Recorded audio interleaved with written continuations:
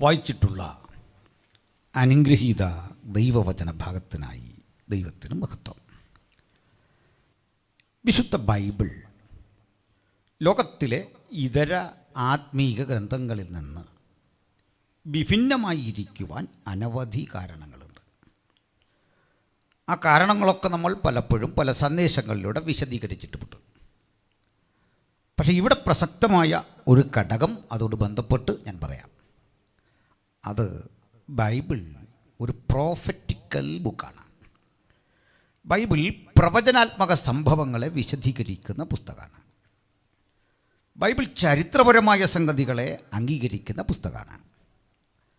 വിശുദ്ധ ബൈബിളിൻ്റെ ആദ്യ കൃതി മുതൽ മുമ്പോട്ടുള്ള ഏതൊരു ഭാഗം പരിശോധിച്ചാലും ചരിത്ര വസ്തുതകൾക്ക് വിരുദ്ധമായതൊന്നും നിങ്ങൾക്കവിടെ കാണാൻ സാധിക്കില്ല. നമ്മൾ ശിലായുഗത്തെക്കുറിച്ച് പഠിക്കുന്നുണ്ട്, ഇരുമ്പ് യുഗത്തെക്കുറിച്ച് പഠിക്കുന്നുണ്ട്, ചെമ്പ് താമ്ര യുഗങ്ങളെക്കുറിച്ചൊക്കെ പഠിക്കുന്നുണ്ട്. ഇതൊക്കെ ബൈബിളിലുണ്ടോ എന്ന് ചോദിച്ചാൽ ഞാൻ ഉണ്ട് എന്ന് കൃത്യം പറയുന്ന ആളാണ്. അതിന് കാരണമുണ്ട്. ആദമ്യ സന്താന പരമ്പരകൾ അവരുടെ ജീവിതയാത്രയിൽ അഭിമുഖീകരിച്ച ജീവിത യാഥാർത്ഥ്യങ്ങളെക്കുറിച്ച് വിശദീകരിക്കുന്ന ഇടത്ത് തൂബൽ കയ്യിനെക്കുറിച്ച് പറയുകയാണ്. കയ്യിൻ്റെ പുത്രനായ ആ തലമുറയിൽ വരുന്ന ഏഴാമനായ ലാമെക്കിൻ്റെ മകൻ തൂബൽ കയ്യിൻ. അവൻ ചെമ്പ് കൊണ്ടും ഇരുമ്പ് കൊണ്ടും ആയുധം തീർക്കുന്നവർക്ക് പിതാവായി തീർന്നു. എന്താ ഇതിൻ്റെ അർത്ഥം? മനുഷ്യൻ ഇത്തരത്തിൽ ആയുധങ്ങൾ രൂപകൽപ്പന ചെയ്ത് അവൻ്റെ ജോലി ആയാസരഹിതമാക്കുന്ന സംഭവം ലോകചരിത്രത്തിൽ പറയുന്നെങ്കിൽ ബൈബിളും അതൊക്കെ തന്നെ പറയുന്നുണ്ട്. മനുഷ്യനേറെ ഇഷ്ടപ്പെട്ട ആഭരണങ്ങൾ, വിശേഷിച്ച് സ്വർണം, ആ പൊന്നിൻ്റെ ഉൽഖനനം, അതിൻ്റെ വിനിമയം, ഇതൊക്കെ കുറിച്ചൊക്കെയുള്ള മനുഷ്യൻ്റെ അറിവ് വളരെ പൗരാണികമാണ്. അതുകൊണ്ട് തന്നെ ബൈബിളിൽ പറയുകയാണ്, ഏതിൽ നിന്ന് പുറപ്പെടുന്ന നദികളെക്കുറിച്ച് വിശദീകരിക്കുന്ന ഇടത്ത് ഫ്രാത്ത് നദിയെക്കുറിച്ച് പറയുന്നു, അത് ചെന്നുചേരുന്ന സ്ഥലങ്ങളെക്കുറിച്ച് പറയുന്നു, പീശോൻ, ഗീഹോൻ, ഹിദ്ദേക്കൽ, ഫ്രാത്ത് ഇതേക്കുറിച്ചൊക്കെ പറയുന്നു. എന്നിട്ട് അത് പോകുന്ന ഇടത്ത് മേത്തരമായ പൊന്ന് സുലഭമായി ലഭിക്കുന്നതിനെക്കുറിച്ച് പറയുന്നു. പെട്രോളിയം ഉൽപ്പന്നങ്ങളെക്കുറിച്ച് മാനവരാശി ഗവേഷണം ചെയ്ത് കണ്ടുപിടിച്ചു. അത് ലഭ്യമാകുന്ന അറബി ഭൂപ്രദേശങ്ങളെ ഓയിൽ ഉൽപ്പാദക രാജ്യങ്ങളുടെ പട്ടികയിൽപ്പെടുത്തിക്കൊണ്ട് വൻതോതിൽ അവിടെ നിന്ന് ഓയിൽ ഉൽഖനനം ചെയ്ത് ലോക സമ്പദ് വ്യവസ്ഥയ്ക്ക് മുതൽ കൂട്ടുന്ന വിധത്തിലേക്ക് കാലം വളർന്നു. ബൈബിൾ പറയുന്നു, കീൽക്കുഴികൾ ധാരാളമുള്ള ഭൂപ്രദേശങ്ങളെക്കുറിച്ച്. ചുരുക്കത്തിൽ ബൈബിൾ എല്ലായ്പ്പോഴും ചരിത്ര വസ്തുതകളെ അവഗണിച്ചല്ല അത് മുമ്പോട്ട് വന്നത്. എന്നാൽ ബൈബിൾ ചരിത്രം പറയാൻ വേണ്ടി ഉപയോഗിച്ചൊരു പുസ്തകമല്ല. ബൈബിൾ സംഭവങ്ങൾ ആ ചരിത്രത്തിൻ്റെ ഗതി തെറ്റാതെ, ദിശ തെറ്റാതെ കൃത്യമായി അതിനോട് നീതി പുലർത്തിപ്പോന്നു എന്നാണ് ഞാൻ പറഞ്ഞു അതിൻ്റെ അർത്ഥം. വീണ്ടും പറയട്ടെ, ചരിത്രം ഇന്നലെ സംഭവിച്ചു തീർന്നതാണെങ്കിൽ പ്രവചനം അങ്ങനെയല്ല. അത് പറയുന്നത് സാഹസികമാണ്. അതെല്ലാവർക്കും പറയാൻ പറ്റിയതല്ല. എല്ലാവർക്കും പറയാം, പക്ഷേ നിറവേറണമെന്നില്ല. ഒരു പ്രവചനം പറഞ്ഞ് പാളിപ്പോകുന്നത്, നിറവേറാതെ പോകുന്നത്, അത് പറയുന്ന ആളിന് അത് പറയാൻ പ്രേരകമായ ഘടകങ്ങളെപ്പോലും ചോദ്യം ചെയ്യപ്പെടും. അദ്ദേഹം ഏത് ആത്മാവിനാലോ ഏത് നിയോഗത്താലോ പ്രവചിച്ചു എന്ന് ചോദ്യം ചെയ്യും. അതുകൊണ്ട് അതിസാഹസികമാണ് ഒരു പ്രവചനം പറയുക. നമുക്കറിയാം, നമ്മൾ കടന്നു പോകുന്നത് ഒരു പാൻഡമിക് സിറ്റുവേഷനിലാണ്. ഒരുപക്ഷെ നോഹയുടെ പ്രളയം കഴിഞ്ഞ് ഭൂലോകത്തെ മുഴുവൻ ബാധിച്ച ഒരു പ്രശ്നം ഇപ്പോഴുള്ള ഈ കോവിഡ് പോസിറ്റീവിൻ്റെ ആ സ്വാധീനതയാണ്. ഇങ്ങനെ ലോകം സ്തംഭിക്കുന്നൊരു കാലം ആരും കണ്ടില്ല. ഇത്തരമൊരു കാലം നമ്മുടെ നാട്ടിലാരും പ്രവചിച്ചു കണ്ടില്ല. മറ്റു പലതും പ്രവചിച്ചു കിട്ടു, അത് പലതും നിരാകരിക്കപ്പെടേണ്ട നിലയിലേക്കാണ് എന്ന് കാലം നമ്മെ പഠിപ്പിച്ചു. അപ്പോൾ നാളുകളിൽ എന്ത് സംഭവിക്കും എന്ന് പറയുന്നത് അല്പസാഹസികമാണ്. അത് കൃത്യമായി ഒത്തുവരുന്നില്ലെങ്കിൽ വലിയ പാളിച്ചകൾ സംഭവിക്കും. ഞാൻ സാധാരണയായിട്ട് പറയാറുണ്ട്, നമ്മുടെ ദൃശ്യമാധ്യമങ്ങൾ ടി വിയിൽ ഡോക്ടറോട് ചോദിക്കുക എന്നൊരു പ്രോഗ്രാം കാണാം. ഞാനിത് കണ്ടിട്ട് എൻ്റെ സ്നേഹിതനായൊരു ഡോക്ടറോട് പറഞ്ഞു, ഈ പ്രോഗ്രാം നടത്താൻ ഇപ്പോൾ ഡോക്ടർ വേണമെന്നില്ല, എനിക്കാണെങ്കിലും പറ്റും. അതും ചോദിച്ചു, അതെങ്ങനെയാണ്? അതിൻ്റെ തെളിവ് ഒരു രോഗി പറയാണ്, സാർ ഞാൻ അടൂരിൽ നിന്ന് മാത്തുക്കുട്ടി വിളിക്കുകയാണ്. ഓ മാത്തുക്കുട്ടി പറഞ്ഞേട്ടെ. സാർ കുറച്ച് നാളായിട്ട് എനിക്ക് എൻ്റെ ശരീരത്തിനെല്ലാം ഒരു തളർച്ച. അപ്പോൾ ചോദിക്കും ഷുഗറുണ്ടോ? ഉണ്ട്. അതുപോലെ പ്രഷറുണ്ടോ? ഉണ്ട്. ഇതെല്ലാം പറഞ്ഞിട്ട് ഇദ്ദേഹം പറയും അടുത്ത് പോയൊരു ഫിസിഷ്യനെ കാണുക. ഇത്രയും പറയാൻ ഡോക്ടറോട് ചോദിക്കണോ? ഇതാണ് ചോദിക്കുന്നത്. ഇത് ഞാനും വേണമെങ്കിലും ചെയ്യാം, നിങ്ങളെക്കാൾ ഭംഗിയായിട്ട് ഞാൻ ചെയ്യാമെന്ന് പറഞ്ഞു. ഇങ്ങനെ ഡോക്ടറോട് ചോദിച്ചാൽ കിട്ടുന്ന മറുപടി ഇങ്ങനെ. അധികം പണിയെടുക്കാതെ ചെയ്യാൻ പറ്റിയ മറ്റൊരു ജോലിയുണ്ട്. അത് ഈ കാലാവസ്ഥയുടെ പ്രവചനമാണ്. അങ്ങനെ ഒന്നും പഠിക്കണ്ട.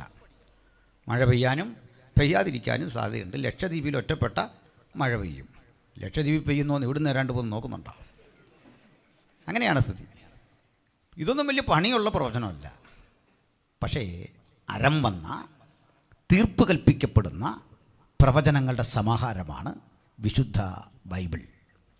അതുകൊണ്ടാണ് ഇത്രയും പ്രതിസന്ധികളെ അതിജീവിച്ച്, കാലത്തെ അതിജീവിച്ച് കരുത്തുറ്റ മൂർച്ചയുള്ള ഒരായുധമായി ഈ തിരുവെഴുത്തൊന്നും നിലനിൽക്കുന്നത്, അതിനെ പ്രസംഗിക്കാൻ കഴിയുന്നത്, അത് വിശ്വസിക്കാൻ കഴിയുന്നത്, അതിൻ്റെ പ്രചാരകരായിരിക്കാൻ കഴിയുന്നത് അഭിമാനകരമായ ഒരനുഭവമായി ഒരിക്കൽ കൂടി നമുക്ക് പരിഗണിക്കാം.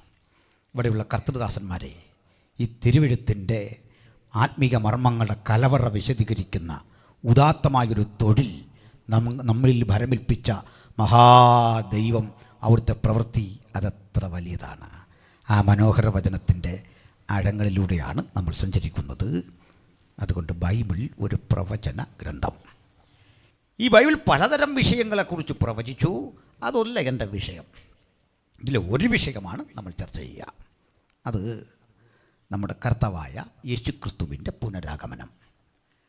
യേശുക്രിസ്തുവിൻ്റെ പുനരാഗമനം എന്ന ഒറ്റ വിഷയം കൈകാര്യം ചെയ്യാൻ പഴയ പുതിയ നിയമങ്ങൾ ഒരുപോലെ അനവധി അധ്യായങ്ങൾ വേർതിരിച്ചു. പഴയ നിയമത്തിൽ ദാനിയേൽ പ്രവാചകൻ്റെ പുസ്തകം, പഴയ നിയമത്തിൽ സങ്കീർത്തനങ്ങളിൽ പ്രവചന സൂചനയുള്ള ചില പുസ്തകങ്ങൾ, ഹോശിയ പ്രവചനത്തിലെ ചില വാക്യങ്ങൾ, സക്കറിയ പ്രവചനത്തിലെ ചില പരാമർശങ്ങൾ, മലാക്കിയുടെ പ്രവചനത്തിലെ ചില സൂചനകൾ.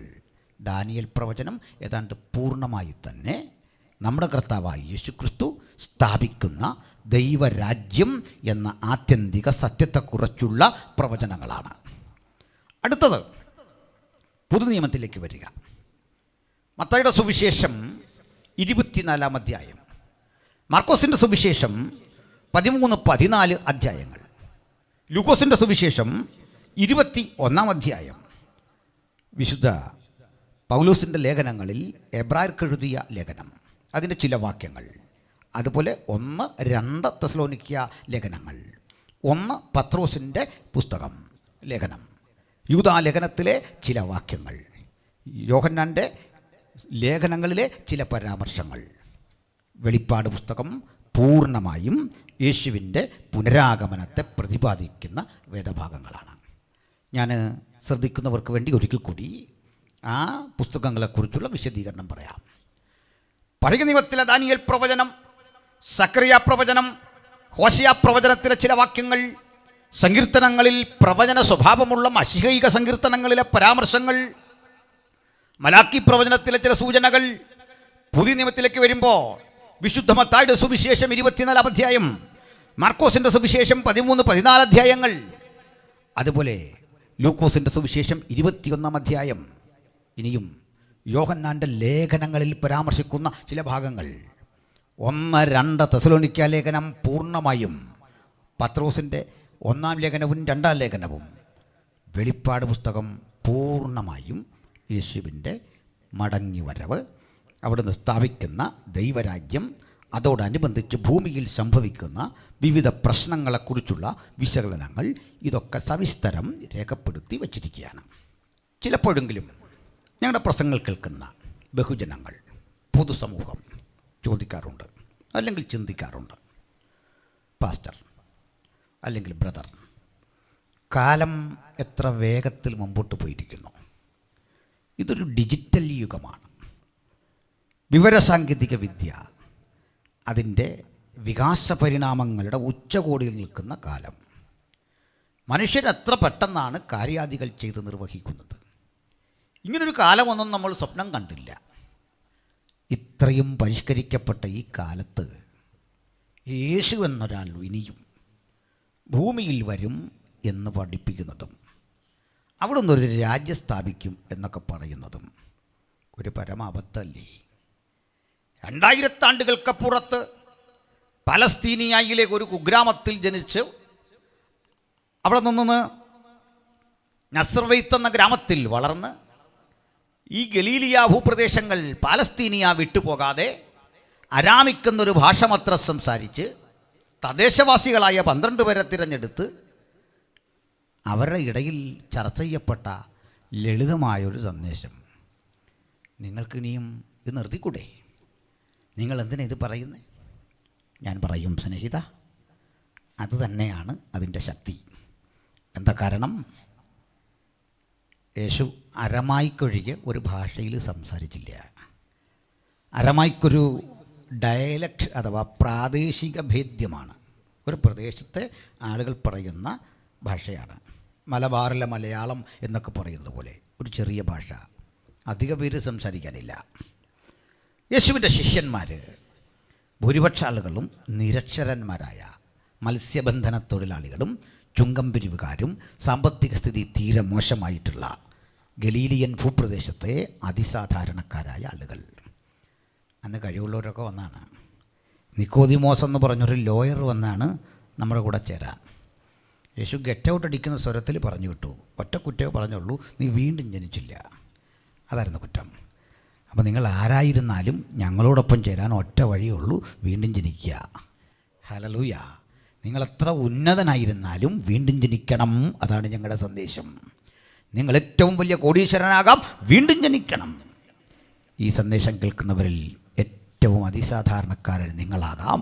നിങ്ങളും വീണ്ടും ജനിക്കണം. കാരണം പെരുവഴി ഓരത്ത് ഭിക്ഷയാചിച്ച് ഈ വഴിയിൽ തന്നെ തകർന്നടിഞ്ഞു പോകുന്ന, വാക്സിൻ എടുക്കാൻ നിർവാഹമില്ലാത്ത, മാസ്ക് വാങ്ങാൻ ശേഷിയില്ലാതെ ഇവിടെ മരിച്ചു വീഴുന്ന യാചകനും കോടാനുകൂടികൾ സമ്പാദ്യം ശേഖരിച്ചു വെച്ച് ഉലകം മുഴുവൻ വെട്ടിപ്പിടിച്ച് മഹാസമുദ്രത്തിൽ ലോകമായിരുന്നെങ്കിൽ നിന്നെയും ഞാൻ ഈ കൈക്കുമ്പിളിൽ ഇങ്ങനെ ശേഖരിച്ചെടുക്കുമായിരുന്നു എന്ന് പുലമ്പിയ മഹാനായ അലക്സാണ്ടർക്കും ഒറ്റ നീതിയാണ് മരണം വിധിച്ചത്. ഒറ്റ നീതി, 2 നീതിയില്ല, ഒറ്റ നീതി. അതുകൊണ്ട് മനുഷ്യൻ്റെ വീണ്ടെടുപ്പ് വില അതിദരിദ്രനും അതിസമ്പന്നനും ഒന്ന്. ആ വീണ്ടെടുപ്പ് വില എന്താണെന്ന് നമുക്കറിയാം. അവൻ്റെ പുത്രനായ യേശുവിൻ്റെ രക്തം സകല പാപവും പോക്കി നമ്മെ ശുദ്ധീകരിക്കുന്നു. നമ്മെ ശുദ്ധീകരിക്കുന്ന ദൈവകുഞ്ഞാടിൻ്റെ നിഷ്കളങ്ക രക്തം, വിലയേറിയ രക്തം. ആ രക്തമാണ് നമ്മെ ഇന്ന് ഇവിടെ യോജിപ്പിച്ചിരിക്കുന്ന ഘടകം. ആ രക്തത്തിൻ്റെ ചൈതന്യം കൂടാതെ ഒരാളെങ്കിലും ഇന്ന് ഈ സുവിശേഷ ശബ്ദം കേൾക്കുന്നെങ്കിൽ ഞങ്ങൾ അവർക്ക് വേണ്ടി പറയട്ടെ, മറ്റൊരുത്തരിലും രക്ഷയില്ല. നാം രക്ഷിക്കപ്പെടുവാൻ ആകാശത്തിന് കീഴിൽ മനുഷ്യരുടെ ഇടയിൽ നൽകപ്പെട്ട ഒരേ ഒരു നാമം നമ്മുടെ കർത്താവായ യേശു ക്രിസ്തുവിൻ്റെ നാമം. ഈ അതുല്യ നാമത്തിൻ്റെ മഹിമയ്ക്കായി നിറഞ്ഞ ഹൃദയത്തോടെ ഞാൻ കർത്താവിനെ സ്തുതിക്കുന്നു, വാഴ്ത്തുന്നു. Praise the Lord. ഇനി നമുക്ക് ഉള്ളടക്കത്തിലേക്ക്, ഈ വിഷയത്തിലേക്ക് ഒന്ന് കടക്കാം. ഇതൊരു വിഷയമായി വിശദീകരിക്കേണ്ടതാണല്ലോ. എങ്കിലും ഒരു കൺവെൻഷന് ഞാൻ ഏത് യോഗത്തിലും സുവിശേഷം പറയണം എന്ന് നിർബന്ധമുള്ള ഒരാളാണ്. ആദ്യത്തെ ഒരു 15 മിനിറ്റ് കൊണ്ട് ഞാൻ സുവിശേഷം ഏത് യോഗത്തിലും പറയും. ഒരിക്കൽ സാഹിത്യ അക്കാദമിയിൽ പ്രസംഗിക്കാൻ എനിക്ക് അവസരം കിട്ടി. അവിടെയും മറ്റൊരുത്തലും രക്ഷയില്ല എന്ന് പറഞ്ഞു. അവർക്ക് ഇഷ്ടപ്പെട്ടാലും ഇല്ലെങ്കിലും പറഞ്ഞിട്ടാണ് പോകുന്നത്. എനിവേ, എവിടെ അവസരം കിട്ടിയാലും യേശുക്രിസ്തുവാണ് ലോകത്തിൻ്റെ രക്ഷകൻ എന്ന് ഞാൻ പറയും. അതിനൊരവസരം തേടിയാണ് നിൽക്കുക.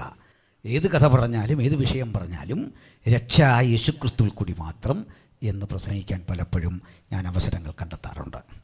അതുകൊണ്ടും ഇനിയുള്ള വിഷയങ്ങൾ വളരെ ഗഹനമുള്ളതാണ്, ശ്രദ്ധിച്ചിരിക്കണം. അപ്പം വളരെ അനുഗ്രഹിക്കപ്പെട്ട ഒരു സംവിധാനമാണുള്ളത്. വളരെ മനോഹരമായിട്ടാണ് ഈ ശബ്ദ സംവിധാനം പ്രിയപ്പെട്ട ബ്രദർ സജ്ജീകരിക്കുന്നത്. വളരെ അനുഗ്രഹിക്കപ്പെട്ടൊരു അന്തരീക്ഷം നമുക്കിവിടെ ഉണ്ട്. ഈ കോവിഡ് സിറ്റുവേഷനിൽ നമുക്ക് കിട്ടിയ ഊർജ്ജസ്വലമായ ഈ നിമിഷങ്ങൾക്കായി ഞാൻ ദൈവത്തെ സ്തുതിക്കുന്നു. ഇതൊക്കെ അപൂർവമായൊരു കൂട്ടായ്മയാണ് പ്രിയപ്പെട്ടവരെ. നമ്മളിപ്പോഴൊക്കെ തോന്നുന്നുണ്ട് ഈ പ്രോട്ടോക്കോളൊക്കെ പാലിച്ചിരിക്കുകൊണ്ട് ഏതാണ്ടൊരു ഇടുക്കമുണ്ടെന്ന്. ഒന്നുമില്ല. പണ്ടത്തേക്കാൾ നമ്മൾ കുറേ കൂടി ഉന്മേഷവാന്മാരായി തീർന്നിരിക്കുന്നു. സ്തോത്രം, ഹല്ലേലൂയ. പണ്ടൊക്കെ നമ്മുടെ യോഗത്തിൽ നോട്ടീസ് അടിച്ച് വിളിച്ചാലും ആൾ വരില്ല. പക്ഷേ ഇന്ന് സ്ഥിതി മാറിയിരിക്കുന്നു. ഇതങ്ങ് പോയിക്കൊണ്ടിരിക്കില്ലേ. 27ാമത് ജനറൽ കൺവെൻഷൻ, ഇനി 100 ജനറൽ കൺവെൻഷൻ കഴിഞ്ഞാലും തീരില്ല. ഇതിൻ്റെ തരംഗങ്ങൾ ഇങ്ങനെ കിടന്നുകൊണ്ടിരിക്കും. അന്തരീക്ഷത്തിൽ മാത്രമല്ല, നെറ്റും ഇതിൻ്റെ ഉപയോഗമുള്ള കാലത്തോളം ഇതിങ്ങനെ കണ്ട് ആയിരങ്ങളല്ല, പതിനായിരങ്ങളല്ല, അതങ്ങനെ കണ്ടുകൊണ്ടിരിക്കും. ആളുകൾ കർത്താവിങ്കിലേക്ക് വന്നുകൊണ്ടിരിക്കും. സ്തോത്രം. ഞാൻ സന്തോഷത്തോടൊരു കാര്യം പറയട്ടെ. ഈ കോവിഡ് കാലത്ത് ഞാൻ നിരവധി സ്നാനങ്ങൾ നടത്താൻ ദൈവം എനിക്ക് അവസരങ്ങൾ തന്നു. സ്തോത്രം. നിരവധി സ്നാനങ്ങൾ, അതിലൊക്കെ ചിലത് ലൈവ് ചെയ്ത് വിട്ടിട്ടുണ്ട്. ലൈവ് ചെയ്ത് വിട്ടത് ഈ സ്നാനം നടത്തുന്നു എന്ന് കാണിക്കാനല്ല, പിന്നെ എന്തിനാണെന്ന് വെച്ചാൽ ഇതെന്താണെന്നൊരുത്തൻ കാണാൻ നിൽക്കുമ്പോൾ അവനോട് സുവിശേഷം പറയാം. അതാ അതുകൊണ്ട് ഉദ്ദേശിക്കുന്നത്. സ്തോത്രം. നമ്മളൊന്നും നിഷ്ക്രിയരായിരിക്കേണ്ടതില്ല. നമ്മളാരും എന്തോ നശിച്ചു പോയവരെ പോലെ, തകർന്നു പോയവരെ പോലെ ഇരിക്കേണ്ടതില്ല. നമ്മുടെ കർത്താവ് ജീവിക്കുന്നു. Praise the Lord, hallelujah. അപ്പോൾ നമ്മൾ വായിച്ച വാക്യം ഇങ്ങനെയാണ്. നമ്മുടെ കർത്താവായ യേശു യെരുസലേമിനെ നോക്കിക്കൊണ്ട് നടത്തുന്ന ഒരു പ്രവചനം. ഒരളവ് വരെ അതിലൊരു ദുഃഖത്തിൻ്റെയും ധർമ്മസങ്കടത്തിൻ്റെയും ഒപ്പം കോപത്തിൻ്റെയും ഒരു സമ്മിശ്ര വികാരം ആ വാക്കുകളിലുണ്ട്. യെരുസലേമിനെ നോക്കിക്കൊണ്ട് പറഞ്ഞു, യെരുസലേമേ യെരുസലേമേ, പ്രവാചകന്മാരെ കൊല്ലുകയും നിന്റെ അടുക്കൽ അയച്ചിരിക്കുന്നവരെ കല്ലെറിയുകയും ചെയ്യുന്നവളെ. നീ ഇങ്ങനെയൊക്കെ ചെയ്തെങ്കിലും എനിക്ക് നിന്നോട് പരിഭവം തോന്നിയില്ല. മറിച്ച് ഇതൊക്കെ ചെയ്ത നിന്നെ കോഴി തൻ്റെ മക്കളെ ചിറകടിയിൽ കാത്തു പരിപാലിക്കും പോലെ നിന്നെ സൂക്ഷിച്ചു കൊള്ളുവാൻ, നിന്നെ പോറ്റിക്കൊള്ളുവാൻ എനിക്ക് എത്ര വട്ടം മനസ്സായിരുന്നു. നീയോ അതിന് തയ്യാറായില്ല. നീ എൻ്റെ സ്നേഹത്തിന് വഴിപ്പെട്ടില്ല. അതുകൊണ്ട് ഞാൻ നിന്നെ വിട്ടു പോകുന്നു. പോയ ഞാൻ എല്ലാം അവസാനിപ്പിച്ചു പോല്ല. അങ്ങനെയെങ്കിൽ അതൊരു തോൽവിയാണ്. അതുകൊണ്ട് ഒരു ദിവസം ഞാൻ വരും. ഇന്ന് കല്ലെറിഞ്ഞൊടിച്ച, പകയ്ക്കുന്ന, നിരസിക്കുന്ന നീ അന്ന് എന്നെ കണ്ടിട്ട് പറയും, യഹോവയുടെ നാമത്തിൽ വരുന്നവൻ വാഴ്ത്തപ്പെട്ടവൻ. കർത്താവിൻ്റെ നാമത്തിൽ വരുന്നവൻ വാഴ്ത്തപ്പെട്ടവൻ എന്ന് നീ പറയുവോളം നിങ്ങളിനി എന്നെ കാണുകയില്ല. കർത്താവിൻ്റെ വരവിൻ്റെ ലക്ഷണങ്ങൾ എന്ന ബഹുവചന സ്വരമുള്ളൊരു ടോപ്പിക്കാണ് തന്നിട്ടുള്ളത്. അത് ഈ പരിമിത സമയം കൊണ്ട് പ്രസംഗിച്ച് തീർക്കാനാവില്ലല്ലോ. അതുകൊണ്ട് നമുക്ക് ലക്ഷണം എന്ന രേഖവചനത്തിൽ ചുരുങ്ങാം. കാരണം പരിസ്ഥിതിപരമായ ലക്ഷണമുണ്ട്, ആത്മീയ ലക്ഷണമുണ്ട്, രാഷ്ട്രീയ ലക്ഷണമുണ്ട്. നമ്മൾ അതിൽ ചെറിയ ഒരു വിഷയം മാത്രമാണ് പരാമർശിക്കുന്നത്. അതാകും യുദ്ധം. പ്രിയരേ, ഇവിടെ ഒരു കാഴ്ച കണ്ടു. കർത്താവ് പറയുക, നിങ്ങൾ എന്നെ ഇനി കാണുന്നത്, ഇന്ന് കല്ലെറിഞ്ഞൊടിക്കുന്ന, നിരാകരിക്കുന്ന, നിരസിക്കുന്ന നീ ഒരിക്കൽ പറയും, യഹോവയുടെ നാമത്തിൽ വരുന്നവൻ വാഴ്ത്തപ്പെട്ടവൻ. പുതിയത്തിൽ യഹോവ എന്നില്ല, കർത്താവ് എന്നേ ഉള്ളൂ. അതിന് കാരണം വേറെയാണ്. അതൊന്ന് തുടങ്ങിപ്പോയാൽ അതിനൊരു മണിക്കൂർ വേണം. അതാണ് കാര്യം. എന്തുകൊണ്ടത് വന്നില്ല? ഒറ്റവാക്കി പറയാം, യഹൂദന് യഹോവ എന്ന് വിളിക്കാൻ പേടിയാണ്. അവൻ ആ നാവ് കൊണ്ട് വിളിക്കില്ല. അതുകൊണ്ട് വീര്യം കുറഞ്ഞൊരു പദം ദൈവത്തെ വിളിക്കാൻ അവൻ കമ്മ്യൂണിക്കേഷന് വേണ്ടി ഉണ്ടാക്കിയിട്ടുണ്ട്. അത് അദോനായി എന്നാണ്. അദോനായി, ഇംഗ്ലീഷിൽ പറയുന്നവർ അഡോണായി എന്ന് പറയാറുണ്ട്. ശരി പ്രൊനൗൺസിയേഷൻ അദോനായി. അദോനായി എന്ന് പറഞ്ഞാൽ മൈ മാസ്റ്റർ, എൻ്റെ യജമാനനെ. ആ പറയുന്ന യജമാനൻ കർത്താവാണ്. നേരിട്ട് വിളിച്ചിട്ടില്ല, യാഹ്വേ എന്ന് വിളിച്ചിട്ടില്ല. അപ്പോൾ നമുക്കത് കൂടുതൽ പറയാനുള്ളൊരവസരമില്ല. തൽക്കാലം നമുക്ക് ഈ വിഷയത്തിലേക്ക് വരാം. യെരുസലേം എന്താണ്? ഈ യെരുസലേം ഊർ എന്നും ഷാലോം എന്നുമുള്ള രണ്ട് എബ്രായ ധാതുക്കളുടെ സമന്വയം ഊർ ഷാലോം. ഊർ അർത്ഥം പട്ടണം, ഷാലോം അർത്ഥം സമാധാനം. ഇതാണ് അറബി ദേശത്താളുകൾ സലാം എന്ന് പറയുന്നത്. അതാണ് യഹൂദൻ ഷാലോം എന്ന് പറയുന്നത്. അർത്ഥം സമാധാനമായിരിക്കട്ടെ. ഊർ ഷാലോം, സമാധാനത്തിൻ്റെ പട്ടണം. സമാധാനത്തിൻ്റെ പട്ടണം എന്നാണ് അർത്ഥം. പക്ഷേ 422 പരം ഏറ്റുമുട്ടലുകൾ, ചെറുതും വലുതുമായ നിരവധി സംഘട്ടനങ്ങൾ, അതിശക്തമായ അനവധി ആക്രമണങ്ങൾ, ഒറ്റപ്പെട്ടതും തിരിച്ചടിച്ചതുമായ നിരവധി ആക്രമണങ്ങൾ, ലോകത്തിലെ തന്നെ പ്രമുഖന്മാരായ സാമ്രാട്ടുകളുടെ കുതിരപ്പടയോട്ടം, പലയാവർത്തി നടന്ന ചരിത്രത്തിലെ ഭൂമിക, അന്നുമിന്നും ലോകത്തിലെ ഏറ്റവും വലിയ തർക്കഭൂമി, ലോകത്തിലെ ഏറ്റവും വലിയ തർക്കഭൂമി ബാബറി മസ്ജിദോ രാമജന്മഭൂമിയോ ഒന്നുമില്ല. ലോകത്തിലെ ഏറ്റവും വലിയ തർക്കഭൂമി ഊർഷാലോമാണ്. ലോകത്തിലെ തന്ത്രപ്രധാനമായ ഏറ്റവും വലിയ തർക്കഭൂമി ഊർഷാലോം എന്ന യെറൂശലേമാണ്. അതിൻ്റെ പ്രാചീന പട്ടണത്തെക്കുറിച്ച് ഞാൻ പറയാം. അതിൻ്റെ കൃത്യമായ അളവ് ഞാൻ വിശദീകരിക്കാം. ഏതാണ്ട് 8.3 ഏക്കറാണ് പഴയ യെറൂശലേമിൻ്റെ വിസ്തൃതി. ആ പഴയ യെറൂശലേമിൻ്റെ വിസ്തൃതി 8.3 ഏക്കർ. ഇത്രയും ഭൂപ്രദേശം 5 മൊട്ടക്കുന്നുകൾ ഒരുമിച്ച് ചേരുന്നതാണ്. 5 മൊട്ടക്കുന്നുകൾ. ഇന്ന് നിങ്ങൾ നോക്കിയാൽ 4 മലകളെ അവിടെ കാണാൻ പറ്റും. കാരണം അവിടെ ചെന്നിട്ടൊരുത്തിന് ഇത് കണ്ടിട്ട് എന്നെ വിളിച്ചു ചോദിക്കുക, ഇങ്ങേരി വലിയ കാര്യം പറഞ്ഞല്ലോ, 5 മല, ഒരു മല എന്ത് ചെയ്യുന്നു ചോദിച്ചാൽ ഞാൻ എന്ത് ചെയ്യും? അതിൻ്റെ കാരണം അത്രേ ഉള്ളൂ. അത് കൃപയുള്ള ആരും പ്രാർത്ഥിച്ച് കടലിൽ കളഞ്ഞൊന്നുമല്ല, മറിച്ച് ഈ 4 മലകളുടെ ഉള്ളിലായിപ്പോയി ഒരു മല. നമ്മൾ ഈ ചിലർ ഗ്രൂപ്പ് ഫോട്ടോ എടുത്ത ആളെ കാണാതെ വരികയില്ലേ, അതേ അവസ്ഥയിലായിപ്പോയി. അപ്പോൾ ഈ കൃതജ്ഞതയൊക്കെ പറഞ്ഞു വരുമ്പോൾ ചിലർ പേര് വിട്ടുവെച്ച് മുതലായവർ എന്നങ്ങ് പറഞ്ഞു വിടൂലേ, അങ്ങനെയാണ്. അന്ന് പറഞ്ഞല്ലേ ഈ ഒരു മല ഇതിൻ്റെ ഇടയ്ക്ക് പെട്ടുപോയി. ഈ മലകൾ വളരെ പ്രധാനമാണ്. ഒരു മല നിങ്ങളറിയും, എല്ലാം നിങ്ങളറിയുന്ന മലകളാണ്. ഒരു മല അബ്രഹാം ഈസഹാക്കിനെ യാഗം കഴിച്ച മോറിയ. അത് മസ്കറ്റിലാന്നൊക്കെ ആൾ പറയുന്നുണ്ട്, തെറ്റ്. ഒത്തിരി മലകൾ അവിടെ ഇടയില്ല ഉണ്ട്, അതെല്ലാം കാട്ടിയിട്ട് അത് ഇന്നാറിയാന്നൊക്കെ പറയാറുണ്ട്. യോബിൻ്റെ കല്ലറ മസ്കറ്റിലില്ല. ഞാൻ മുമ്പൊരു പ്രസംഗത്തിൽ പറഞ്ഞിട്ട് തിരുത്തിയിട്ടുണ്ട് കാര്യം പഠിച്ചു കഴിഞ്ഞപ്പോൾ. മോശയുടെ കല്ലറ അങ്ങ് നെബോയുടെ ഉയരങ്ങളിൽ ഇപ്പോൾ ഇല്ല. ബൈബിൾ പറയുക ഇന്നുവരെ ആരും അറിയുന്നില്ല. ഇന്നുവരെ ആരും അറിയുന്നില്ലെങ്കിൽ പിന്നെ നമ്മളെങ്ങനെ അറിയുന്നേ? ഒരു സഹോദരൻ കഴിഞ്ഞ ഇടയ്ക്ക് പറഞ്ഞു, യേശുവിൻ്റെ കല്ലറയുടെ അടിയിൽ ഗവേഷണം നടത്തി ചെന്നപ്പോൾ ഒരു പെട്ടി കണ്ടു. പെട്ടിയുടെ മണ്ടേ ബ്ലഡ് കിടക്കുന്നു. ബ്ലഡ് പരിശോധിച്ചപ്പോൾ XY ക്രോമസോമുകളിൽ 2 ഇല്ല. ഇതെല്ലാം കേട്ടിട്ട് ചോദിച്ചു, ഞാൻ ചോദിച്ചു ഇങ്ങനെ ഇതെങ്ങനെ അറിഞ്ഞേ? പുള്ളി അറിഞ്ഞ വഴിയെല്ലാം പറഞ്ഞിട്ട് ഞാൻ ചോദിച്ചു, ഇത് വേറെ ആരും അറിയാതെ പോയതെന്താ? ഇത് ഏതെങ്കിലും ഓതറൈസ്ഡായ വല്ല ഗവേഷണമാണോ? അത് കണ്ടോ ഞാൻ വെച്ചാൽ ഇതെല്ലാം ഇസ്രയേൽ ഗവൺമെൻറ് രഹസ്യമാക്കി വെച്ചേക്കാണ്. ഞാൻ ചോദിച്ചോടോ, ഇസ്രയേൽ ഗവൺമെൻറ് രഹസ്യമാക്കി വെച്ചത് ഇങ്ങനെങ്ങനെ അറിഞ്ഞേ? അതറിയണമല്ലോ നമുക്ക്, മനസ്സിലായോ? അതൊന്ന് ഞാൻ പറഞ്ഞുതരാം. അല്ല, AK-47 പിടിച്ച പെൺകുട്ടികളെ 10ഉം 18ഉം വയസ്സുള്ള പെൺകുട്ടികളാണ്. ആ എമിഗ്രേഷൻ ക്ലിയറൻസിൻ്റെ ഒക്കെ അവിടെ നിൽക്കുകയാണ്. നേരെ നമ്മുടെ നെഞ്ചിന് നേരെ പിടിച്ചാൽ നിൽക്കുന്നത്. പെൺപിള്ളേരിങ്ങനെ നിൽക്കുക, ശ്വാസം വിടാൻ പറ്റില്ല. അതിൻ്റെ ഇടവഴി അങ്ങോട്ട് പോകുന്നു, കാച്ചിക്കളയും. അത്തരം സംവിധാനം അവിടെ. അതൊന്ന് പറയാനുണ്ട്, ഞാൻ പിന്നെ വരുന്ന വഴിക്ക് പറയാം. ഈ രാജ്യത്തുനിന്ന് രഹസ്യം ചോർത്തിയാൽ പിന്നെ ഇങ്ങേരി ബാക്കി കാണൂല. ചുമ്മാ ആവശ്യമില്ലാതൊക്കെ പറഞ്ഞുകൊണ്ടിരിക്കൽ. നെറ്റിൽ കേൾക്കുന്ന വിവരക്കേടെല്ലാം നമ്മളിങ്ങനെ പുലമ്പി നടക്കരുത്. പഠിക്കണം. വസ്തുതകൾ അതോറിറ്റിയുള്ള മാസികയാണോ ഇതൊക്കെ പരിശോധിക്കണം. പോകട്ടെ, അപ്പം നമുക്ക് വിഷയത്തിലേക്ക് വരാം. ഒരു മല അബ്രഹാം ഇസഹാക്കിനെ യാഗം കഴിച്ച മോറിയ.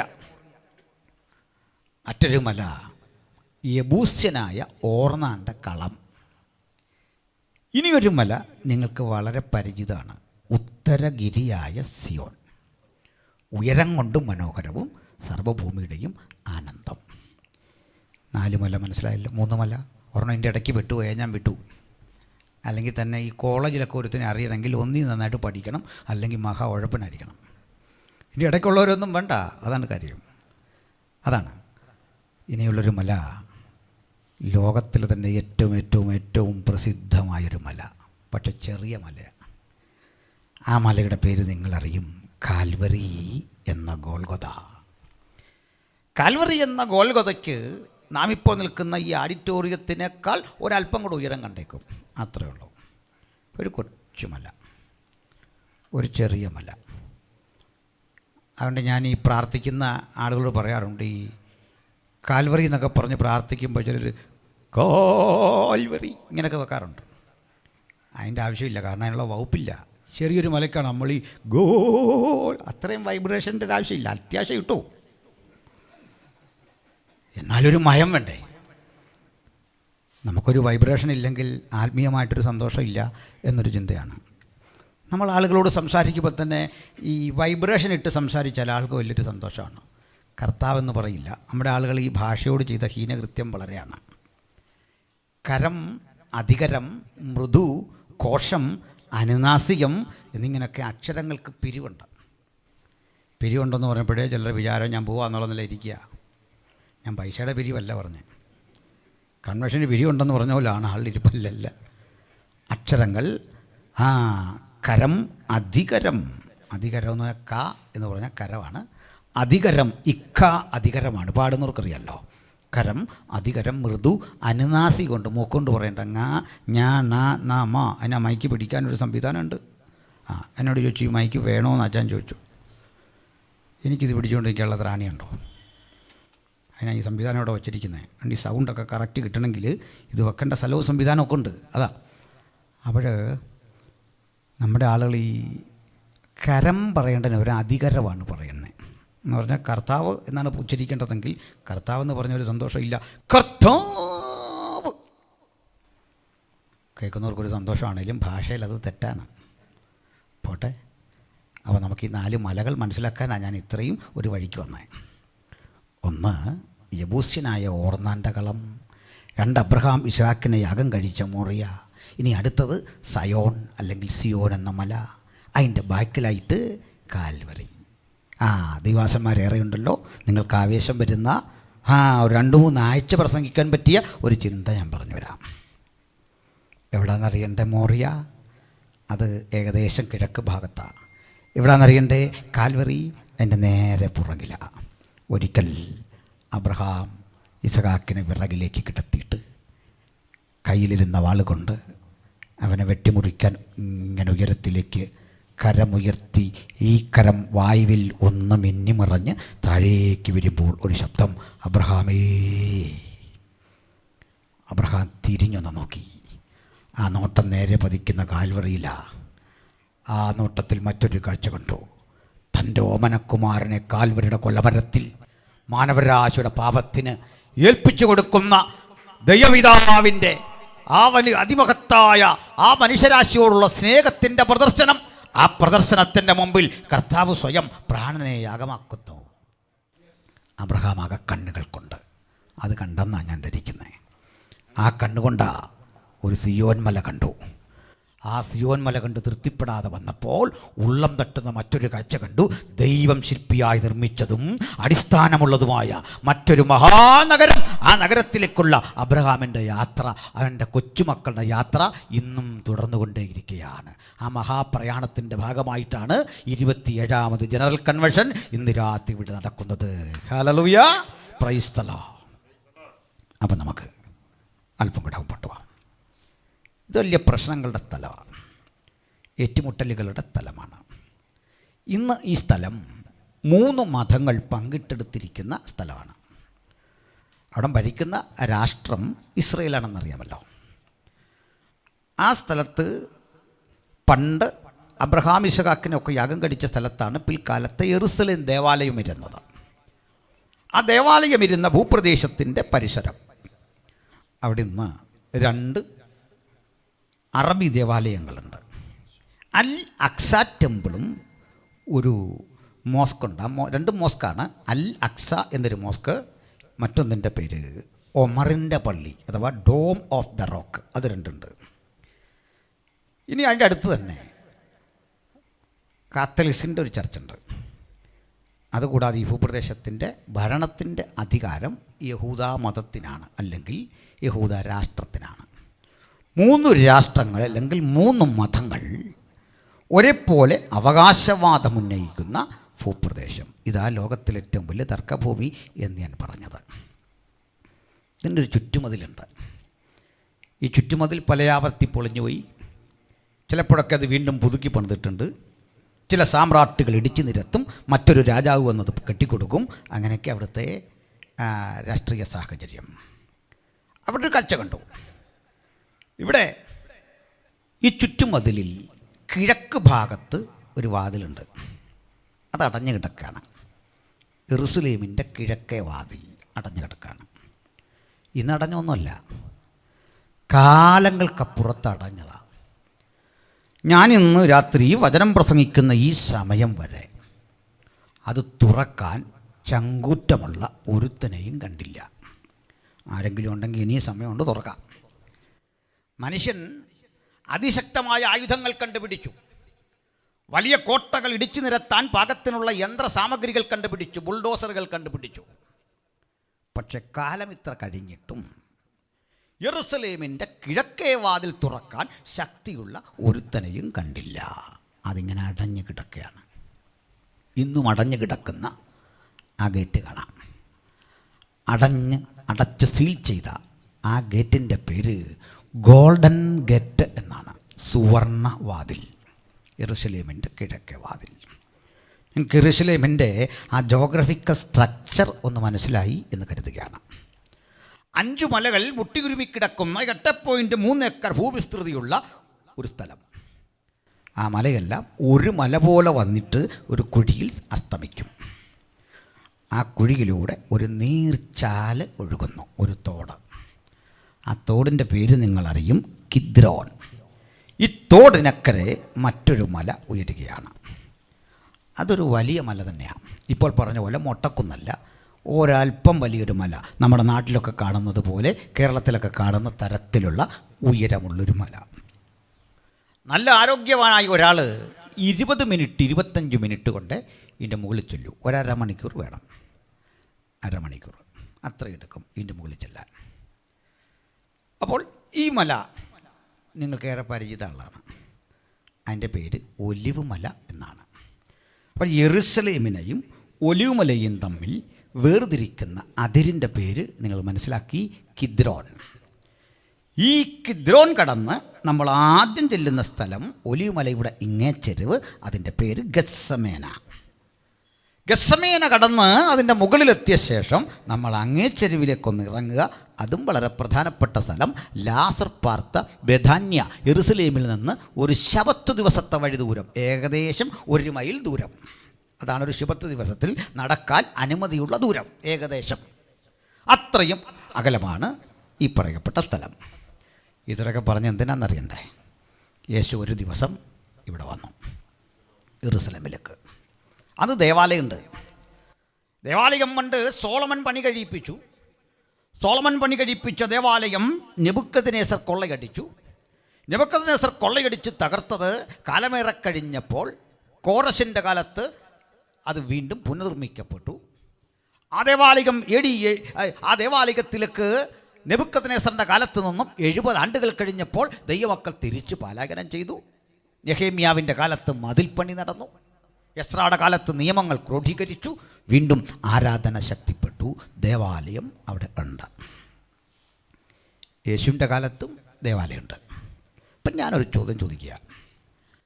ഒരു ആലയത്തെ ആലയമാക്കുന്ന ഘടകം എന്താണ്?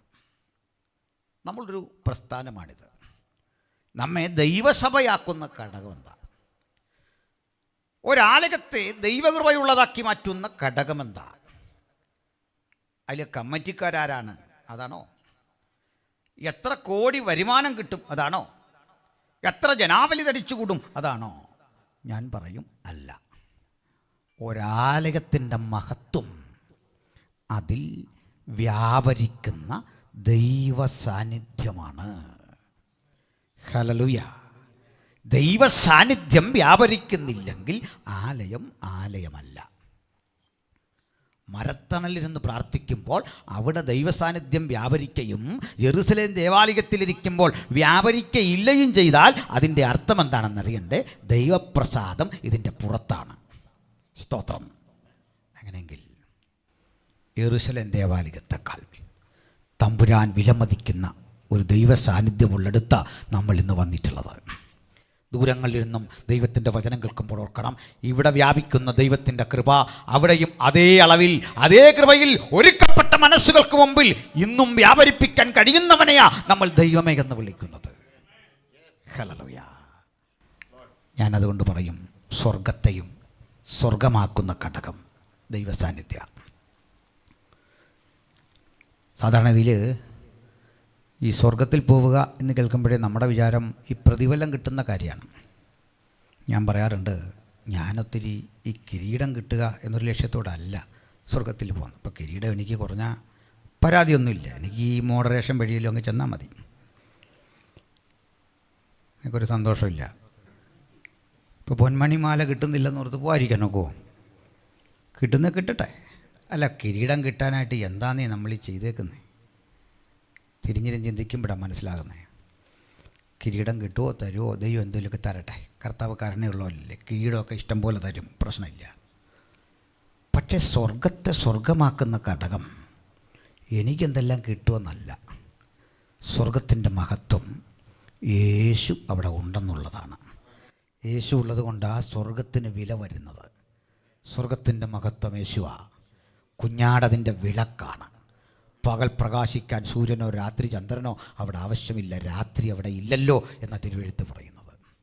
ആ മനോഹാരിത, നിത്യനിത്യ യുഗങ്ങൾ കർത്താവിനോട് കൂടെ ജീവിക്കുന്ന അവസ്ഥാവിശേഷമാണ് നിത്യതയെക്കുറിച്ചുള്ള നമ്മുടെ പ്രത്യാശ. ആമേൻ. അപ്പോൾ ഞാൻ എന്തിനാ ഇത്രയും പറഞ്ഞേ? ഈ സ്ഥലത്ത് യേശു വന്നു യെരൂശലേമിൽ. അവിടെ ഒരുത്തനും കർത്താവിനെ വേണ്ട. കർത്താവിനെ വേണ്ടാത്തത് അവൻ്റെ കുഴപ്പം തന്നെയാണെന്ന് ഞാൻ പറയില്ല. അന്ന് കൂടിയതിനെ തന്നെ കുറ്റം പറയാൻ ഒക്കില്ലല്ലോ. എന്താ കാര്യം? ഈ കർത്താവ് വരുന്നു എന്നൊരു കാര്യം പ്രസംഗകരാകട്ടെ, അച്ഛന്മാരാകട്ടെ, പാസ്റ്റർമാരെല്ലാം നമ്മളെ പറഞ്ഞ് എങ്ങനെ ബോധ്യപ്പെടുത്തി? ഒരു യോഗം തുടങ്ങുമ്പോഴേ പറയും, ഇന്ന് രാത്രി കർത്താവ് വന്നിട്ടുണ്ട്, നിലയങ്കി ധരിച്ച്, ആ പറയപ്പെട്ട വെളിപ്പാടിലെ സംഭവം എല്ലാം പറഞ്ഞിട്ട് ചിലർ പറയുന്നത് തേജസ് വാരി ചുറ്റി വന്നു എന്നാണ്. ഞാനൊരാളുടെ ചോദിച്ചു, അതിനെ നന്നായിട്ട് ചുറ്റാനൊന്നും അറിയത്തില്ലായിരുന്നു. ഓടി വാരി വലിച്ച് നമ്മൾ ഈ പാൻറ്റൊക്കെ ഇട്ട് ഓടുന്ന പോലെ. അപ്പോൾ നമ്മൾ ഇത്രയും പറയുമ്പോൾ ആൾക്കൊരാവേശമാണ്, കാരണം തേജസ്സേറിയൊരു കർത്താവ്. ഞാൻ ചോദിക്കട്ടെ, യെരൂശലേമിൽ തേജസ്സുള്ളവനായൊരു കർത്താവ് നിന്നിരുന്നെങ്കിൽ, നമ്മൾ ഈ ചിത്രത്തിലൊക്കെ കാണുന്ന പോലെ ഈ കളറടിച്ച ചുറ്റും ഒരു മഞ്ഞ പ്രഭാവലയമൊക്കെ ഉള്ള, അതിപ്പോൾ എല്ലാവരും വെക്കുന്നുണ്ട്, നേരിട്ട് കണ്ടാലില്ല, പടത്തിൽ എല്ലാവരും ആ തേജോ വലയം ഇങ്ങനെ വെക്കുന്നുണ്ട്. ഇതെല്ലാം ഉള്ള ഒരുവനായി യേശു യെരൂശലേമിൽ നിന്നാൽ സകല മനുഷ്യരും യേശുവിനെ അനുഗമിച്ചേനെ. ശരിയാണോ? ശരിയല്ലേ? അത്രയൊന്നും വേണ്ട. അതിലും അത്രയും നാലുമൊന്നും കഴിവില്ലാത്ത ആളുകൾ ടെക്നിക്ക് കൊണ്ട് ആളെ കൂട്ടുന്ന കാലമാണിന്ന്.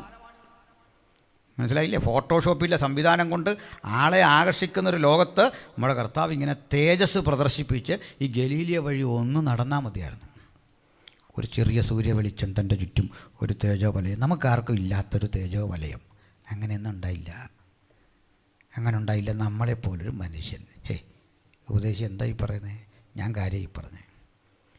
കർത്താവ് ശരിക്കും നമ്മളോടും പറഞ്ഞു തന്നൊരു കാര്യം കാത്തിരിക്കുന്നവരറിയണം. ഞാൻ നിൻ്റെ അടുത്ത് വന്നിരുന്നു, നീ അറിഞ്ഞായിരുന്നോ? എപ്പോൾ? ഞാനല്ലേ കഴിഞ്ഞ ദിവസം വിശക്കുന്നവനായിട്ട് നിൻ്റെ അടുത്ത് വന്നു, നഗ്നനായിട്ട് വന്നു. നീ എനിക്ക് ഭക്ഷണം തന്നില്ല, നീ എന്നെ കൈക്കൊണ്ടില്ല, നീ എന്നെ അറിഞ്ഞില്ല. ഇന്നും ഒരു യേശുവിനെ ഇങ്ങനെ കണ്ടാൽ അറിയുന്നവനാണ് യഥാർത്ഥ വെളിപ്പാടുള്ളവൻ. യഥാർത്ഥ വെളിപ്പാടുള്ളവന് ഈ യേശുവിനെ അറിയാൻ പറ്റും. ഈ യേശുവിനെ കണ്ടവന് മാത്രമേ അവൻ്റെ മഹത്വം ദർശിക്കാൻ പറ്റൂ. ഹല്ലേലൂയ. അത് കൃത്രിമ പ്രഭാവലയങ്ങളല്ല, ഇവനിൽ ഞാൻ അനുഭവിക്കുന്നൊരു ദൈവ സാന്നിധ്യം. അത് കണ്ടറിയാത്തൊരു കുടുംബം യേശുവുമായിട്ടിങ്ങനെ പോവുക. ഒരു കുടുംബമാണ്. സത്യത്തിൽ അതൊരു ഭാര്യയും ഭർത്താവും വന്ന എമ്മോസ് വഴി പോയത്, ശിഷ്യന്മാർ എന്ന് പറയുമ്പോൾ. ഒരാളൊരു സ്ത്രീയും ഒരു പുരുഷനാണ്, ഭാര്യയും ഭർത്താവാണ്. ആ പോകുന്നവരുടെ കൂടെ യേശു കൂടി. കാര്യങ്ങളൊക്കെ പറഞ്ഞുകൊണ്ടിരുന്നപ്പോൾ യേശു പറയാണ്, മന്ദബുദ്ധികളെ. നമ്മളാണെ അന്നേരം പറയും ആവശ്യമില്ലാത്തൊന്നും വിളിക്കരുത്. പക്ഷേ യേശു അങ്ങനെ വിളിച്ചാൽ അതും ഒരു സുഖമാണ്. പ്രൈസല്ലോ. യേശു സാത്താനെന്ന് വിളിച്ചാൽ അതൊരു സുഖമാണ്. സ്നേഹമില്ലാത്തവൻ സാറേന്ന് വിളിച്ചാൽ പാസേന്ന് വിളിച്ചാൽ അച്ചാന്ന് വിളിച്ചാൽ സുഖമുണ്ടോ? ഒരു സന്തോഷമില്ല കാര്യത്തിൽ. എന്നാൽ സ്നേഹമുള്ളവൻ എടാന്ന് വിളിച്ചൊരു സുഖമാണ്. ഞാൻ ഈ മണക്കാലായിൽ സെമിനാറിൽ പ്രസംഗിക്കാനായിട്ടില്ല. ഇപ്പം എൻ്റെ സാറുണ്ടോ അവിടെ, സ്റ്റീഫൻ സാറ്. എന്നെ ഇങ്ങനെ അവരെല്ലാം ആദരവോടെ സ്വീകരിച്ചപ്പോൾ നീ എന്നടാ നേരത്തെ വന്നതെന്ന് ചോദിച്ചു. സാറ് എടാന്ന് വിളിക്കുന്നത് കേൾക്കാനൊരു ഭംഗിയാണ്, അതിൻ്റെ സുഖം പ്രത്യേകത. വലിയ സ്നേഹം തോന്നി. കാരണം സ്നേഹമുള്ളവൻ്റെ സംബോധന അതിനകത്തുണ്ട്, ശാസന, കരുണ എല്ലാം ഉണ്ട്. സ്തോത്രം. അതിന് തെളിവേ പെൺകുട്ടികളുള്ള അപ്പന്മാരിവിടെ ഉണ്ടല്ലോ. ആ ഉദാഹരണം പറഞ്ഞില്ലേ നോക്കൂ. നിങ്ങൾ ഈ അമ്മമാർ പെണ്ണിനെ വഴക്ക് പറഞ്ഞു നോക്കി, അവൾ മൈൻഡ് ചെയ്യത്തൊന്നുമില്ല. അമ്മ എത്ര വഴക്ക് പറഞ്ഞ പെണ്ണ് മൈൻഡ് ചെയ്യത്തൊന്നുമില്ല. പപ്പ ഒന്ന് പറഞ്ഞു നോക്കി, അവൾ അന്ന് കറുത്താല ഭക്ഷണം കഴിക്കുകയില്ല. അമ്മയാണെന്ന് പറയും, അവൾക്ക് വേണ്ടേ കഴിക്കണ്ട, എടുത്തു വെച്ചേ, ഫുഡ് എടുത്തു വെച്ചേ. ഫുഡെല്ലാം എടുത്തു വെച്ചു.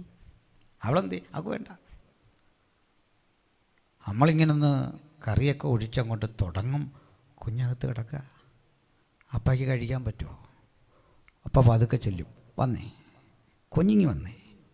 അവൾ ഒന്നുകൂടെ അങ്ങ് മസിൽ പിടിക്കുക.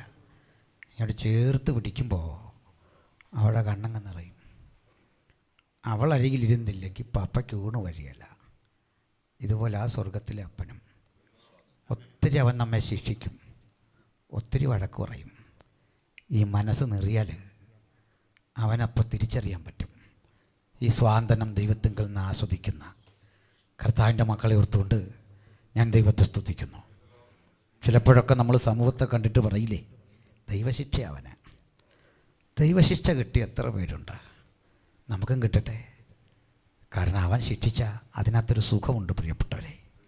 എൻ്റെ കാരണം കുഞ്ഞിനെ തല്ലി പരിക്കേൽപ്പിച്ചിട്ട് അവൻ്റെ തുടയിലൊക്കെ അടിയുടെ പാടാണ്.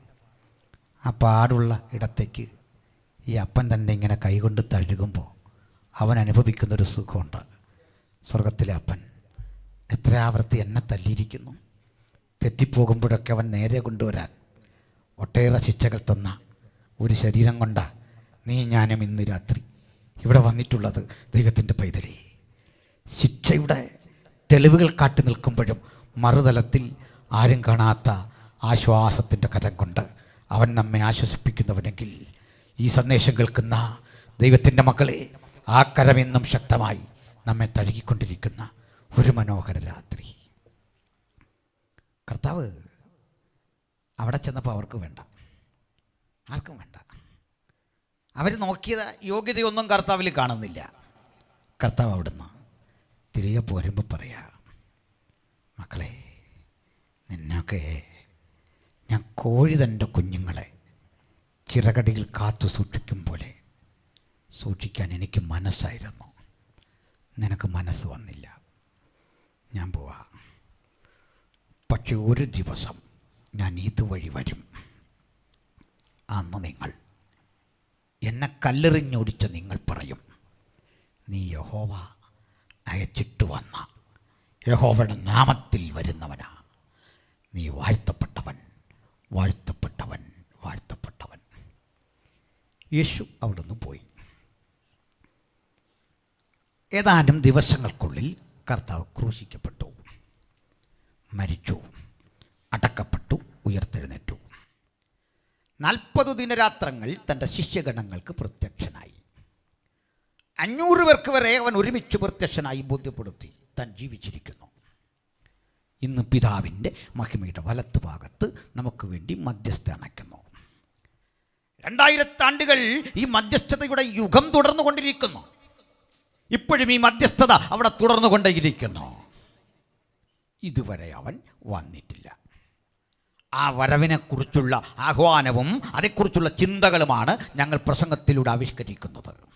ഈ പാടുന്ന പാട്ട്, ഈ നടക്കുന്ന യോഗം, ഇവിടെ നടക്കുന്ന സകല കാര്യാദികളും ആ ഒരു അനുഭവത്തിന് വേണ്ടി സഭയെ ഒരുക്കുക, ദേശത്തെ അതിനുവേണ്ടി സജ്ജരാക്കുക എന്നുള്ളതാണ്. പ്രിയപ്പെട്ടവരെ, അതോട് ബന്ധപ്പെട്ടുള്ള ഒരു ലക്ഷണം മാത്രമാണ് നമ്മുടെ ചിന്തക്ക് ആധാരം. കർത്താവ് ഇവിടുന്ന് പോയി ഈ മലമുകളിൽ ചെല്ലുക, ഒലിമലയുടെ മുകളിൽ.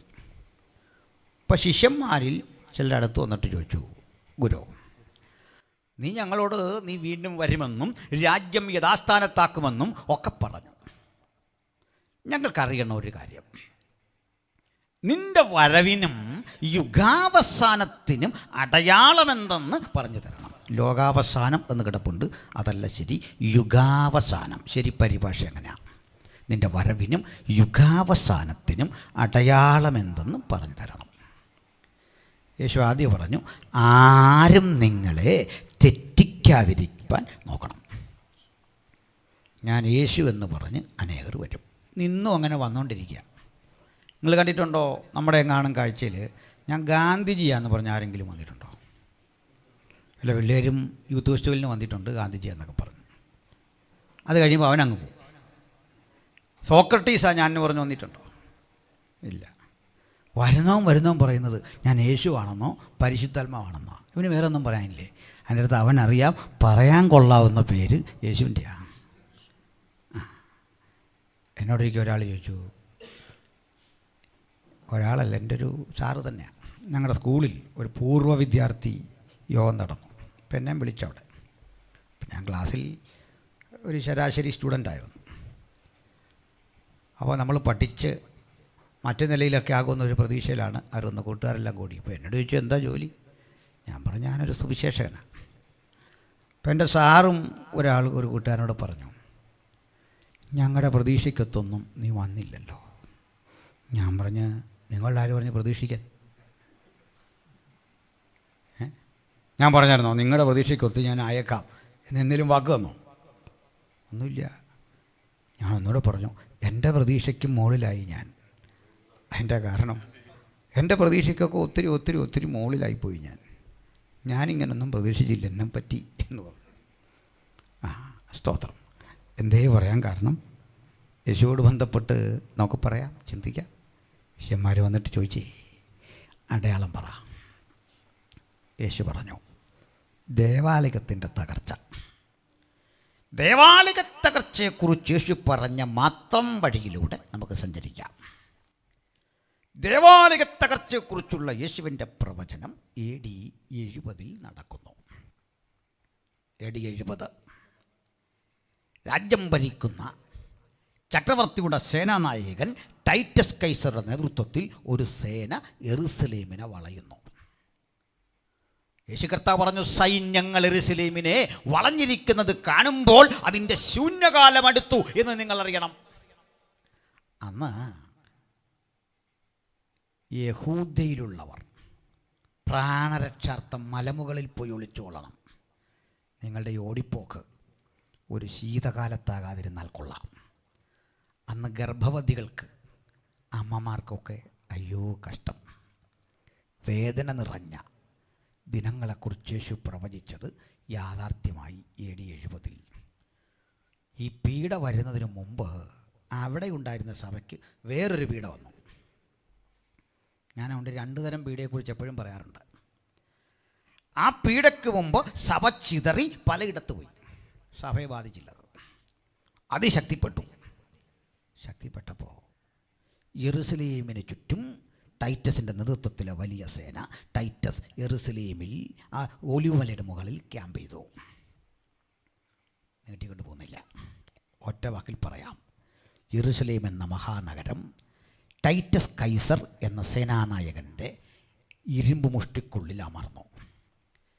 യഹൂദൻ പലായനം ചെയ്യപ്പെട്ടു. യെരുസലേമിൻ്റെ 8 വാതിലുകൾ വഴി ആളുകൾ പല വഴിക്ക് ചിതറിയോടുന്ന ആളുകളെ വാളിൻ്റെ വായ്ത്തലയ്ക്ക് വെട്ടി രക്തരൂക്ഷിതമായ വിപ്ലവം. അകത്ത് കുരുങ്ങിപ്പോയവർക്ക് പുറത്തു വരാൻ കഴിയാതെ മാസങ്ങൾ അതിനകത്തിരുന്ന് ഭക്ഷ്യവസ്തുക്കൾ നഷ്ടപ്പെട്ടു. സ്വന്തം തുകൽ ചെരുപ്പ് ഭക്ഷിക്കേണ്ടി വന്നു. തുകൽ ചെരുപ്പ് കടിച്ചു മുറിച്ചു തിന്നേണ്ടി വന്ന സ്ഥിതിവിശേഷം. ചത്തുപോയ മനുഷ്യൻ്റെ ശവശരീരം ഭക്ഷിക്കേണ്ടി വന്ന അവസ്ഥാവിശേഷം. സമാനത തെറ്റിയവരായി, പരിസരബോധം നഷ്ടപ്പെട്ടവരായി, നാലുപാടും ആളുകൾ മൃഗതുല്യരായി പാഞ്ഞു പോകുന്ന ഒരു കിരാത നിമിഷങ്ങൾക്കാണ് AD 70 സാക്ഷ്യം വഹിച്ചത്. ഒടുക്കം യഹൂദനില്ലാത്ത ഒരു യെരുസലേം മറ്റു സ്ഥലങ്ങളിലേക്കായി. ഒടുവിൽ ഈ സ്ഥലം തിരിച്ചു പിടിക്കാൻ യഹൂദൻ എന്നെങ്കിലും ശ്രമിക്കുമെന്ന് ഭയപ്പെട്ടിട്ട് ചക്രവർത്തി ഹദ്രിയൻ AD 123 ആകുമ്പോൾ ഒരു 50 കൊല്ലം കൂടി കഴിഞ്ഞപ്പോൾ ഒരു ഉത്തരവിട്ടു. യെറുസലേമിലെന്നല്ല, 120 മൈൽ ചുറ്റളവ് വരുന്ന പാലസ്തീനിയായുടെ ഒരു പരിസരത്ത് പോലും ഒറ്റ യഹൂദനെ കാണരുത്, പുറത്തു പോകും. അങ്ങനെ ചരിത്രത്തിൽ ആദ്യമായി യഹൂദനില്ലാത്തൊരു പാലസ്തീൻ അങ്ങനെ കിടന്നു, ചെതറി. ലോകത്തിൻ്റെ പലയിടങ്ങളിൽ ചെതറി. അങ്ങനെ ചെതറി ചെതറി ചെതറി നമ്മുടെ നാട്ടിലും വന്നു. നമ്മുടെ നാട്ടിൽ വന്നെന്ന് ഈ കേരളത്തിൽ അന്ന് അനുമ്പേ ക്രൈസ്തവർ, അനുമ്പേ യഹൂദന്മാരും ഒക്കെ കേരളത്തിലുണ്ടായിരുന്നു. കേരളം അന്ന് ക്രൈസ്തവരെ സ്വീകരിച്ചൊരു നാട് തന്നെയാണ്. കേരളത്തിലെ പ്രബല മതങ്ങളെല്ലാം തന്നെ വൈദേശികമാണ്, പുറത്തുനിന്നൊന്നാണ്. ഇന്ത്യക്ക് തനത് മതം ബുദ്ധിസവും ജൈനിസവും മാത്രമാണ്, ചാർവാക മതവുമാണ്. ബാക്കിയൊക്കെ വന്ന മതങ്ങളാണ് ഓരോ ഘട്ടങ്ങളിൽ. അത് ഞാൻ വിശദമായി സംവാദങ്ങളിൽ പറഞ്ഞിട്ടുണ്ട്, അത് നിങ്ങൾക്കത് കാണാവുന്നതാണ്. അല്ലെങ്കിൽ ഇനിയും അത് വിശദീകരിക്കാൻ അവസരങ്ങൾ തരുമെങ്കിൽ സന്തോഷമാണ്. ശരിക്കും പറഞ്ഞാൽ ഇന്ത്യ എന്ന് പേർച്ചൊല്ലി വിളിക്കാവുന്ന വിധം ഒരു സംവിധാനം ചന്ദ്രഗുപ്ത മൗര്യന് ശേഷമുണ്ടായതാണ്. 618 നാട്ടുരാജ്യങ്ങളായി ഛിന്ന ഭിന്നമായി കിടന്ന നാട്ടുരാജ്യങ്ങളായിരുന്നു ഇന്ത്യ. വ്യത്യസ്ത ഭാഷകൾ, വ്യത്യസ്ത അഭിരുചികൾ, വ്യത്യസ്ത സംസ്കാരങ്ങൾ, അങ്ങനെ കിടന്ന ഇന്ത്യ. പക്ഷെ അന്ന് നമ്മൾ കേരളം ഉണ്ടല്ലോ, മലയാളക്കര, അവർ ക്രൈസ്തവരെയൊക്കെ സ്വീകരിച്ചു. അതിൽ ഒരു ക്രൈസ്തവനുണ്ടായിരുന്നു, മാത്തൻ എന്നായിരുന്നു പേര്. മാത്തന് കച്ചവടം നടക്കാൻ രാജാവ് പതിച്ചു കൊടുത്ത കടൽ തീരുണ്ടായിരുന്നു. മാത്തനും കൂട്ടർക്കും വസിക്കാനും കച്ചവടം നടത്താനും ആ രാജാവ് പതിച്ചു കൊടുത്ത ആ സ്ഥലത്തെ ആളുകൾ വിളിച്ചു മാത്തൻ്റെ ചന്ത എന്നർത്ഥത്തിൽ മാത്തൻ്റെ ചേരി. ആ മാത്തൻ്റെ ചേരി സായിപ്പ് എഴുതിയപ്പോൾ മട്ടാഞ്ചേരി എന്നായിപ്പോയതാണ്. മനസ്സിലായില്ലേ? സായിപ്പിന് അങ്ങനെ കുഴപ്പമുണ്ട്, അവന് ഈ പദമൊന്നും വരികയില്ല, ഈ പദമൊന്നും വഴങ്ങത്തില്ല. ഒന്നും സായിപ്പ് തലകുത്തിന്നാൽ കിട്ടൂല, അങ്ങനെയാണ്. അങ്ങനെ മാത്തൻ്റെ ചേരി മട്ടാഞ്ചേരിയായി. അവിടെ ജൂതപ്പള്ളി ഉണ്ടായി. അതൊക്കെ പോട്ടെ, എല്ലായിടത്തോട്ടും അങ്ങ് ചെതറിപ്പോയവൻ്റെ ആദ്യകാലമൊന്നും കുഴപ്പമില്ല.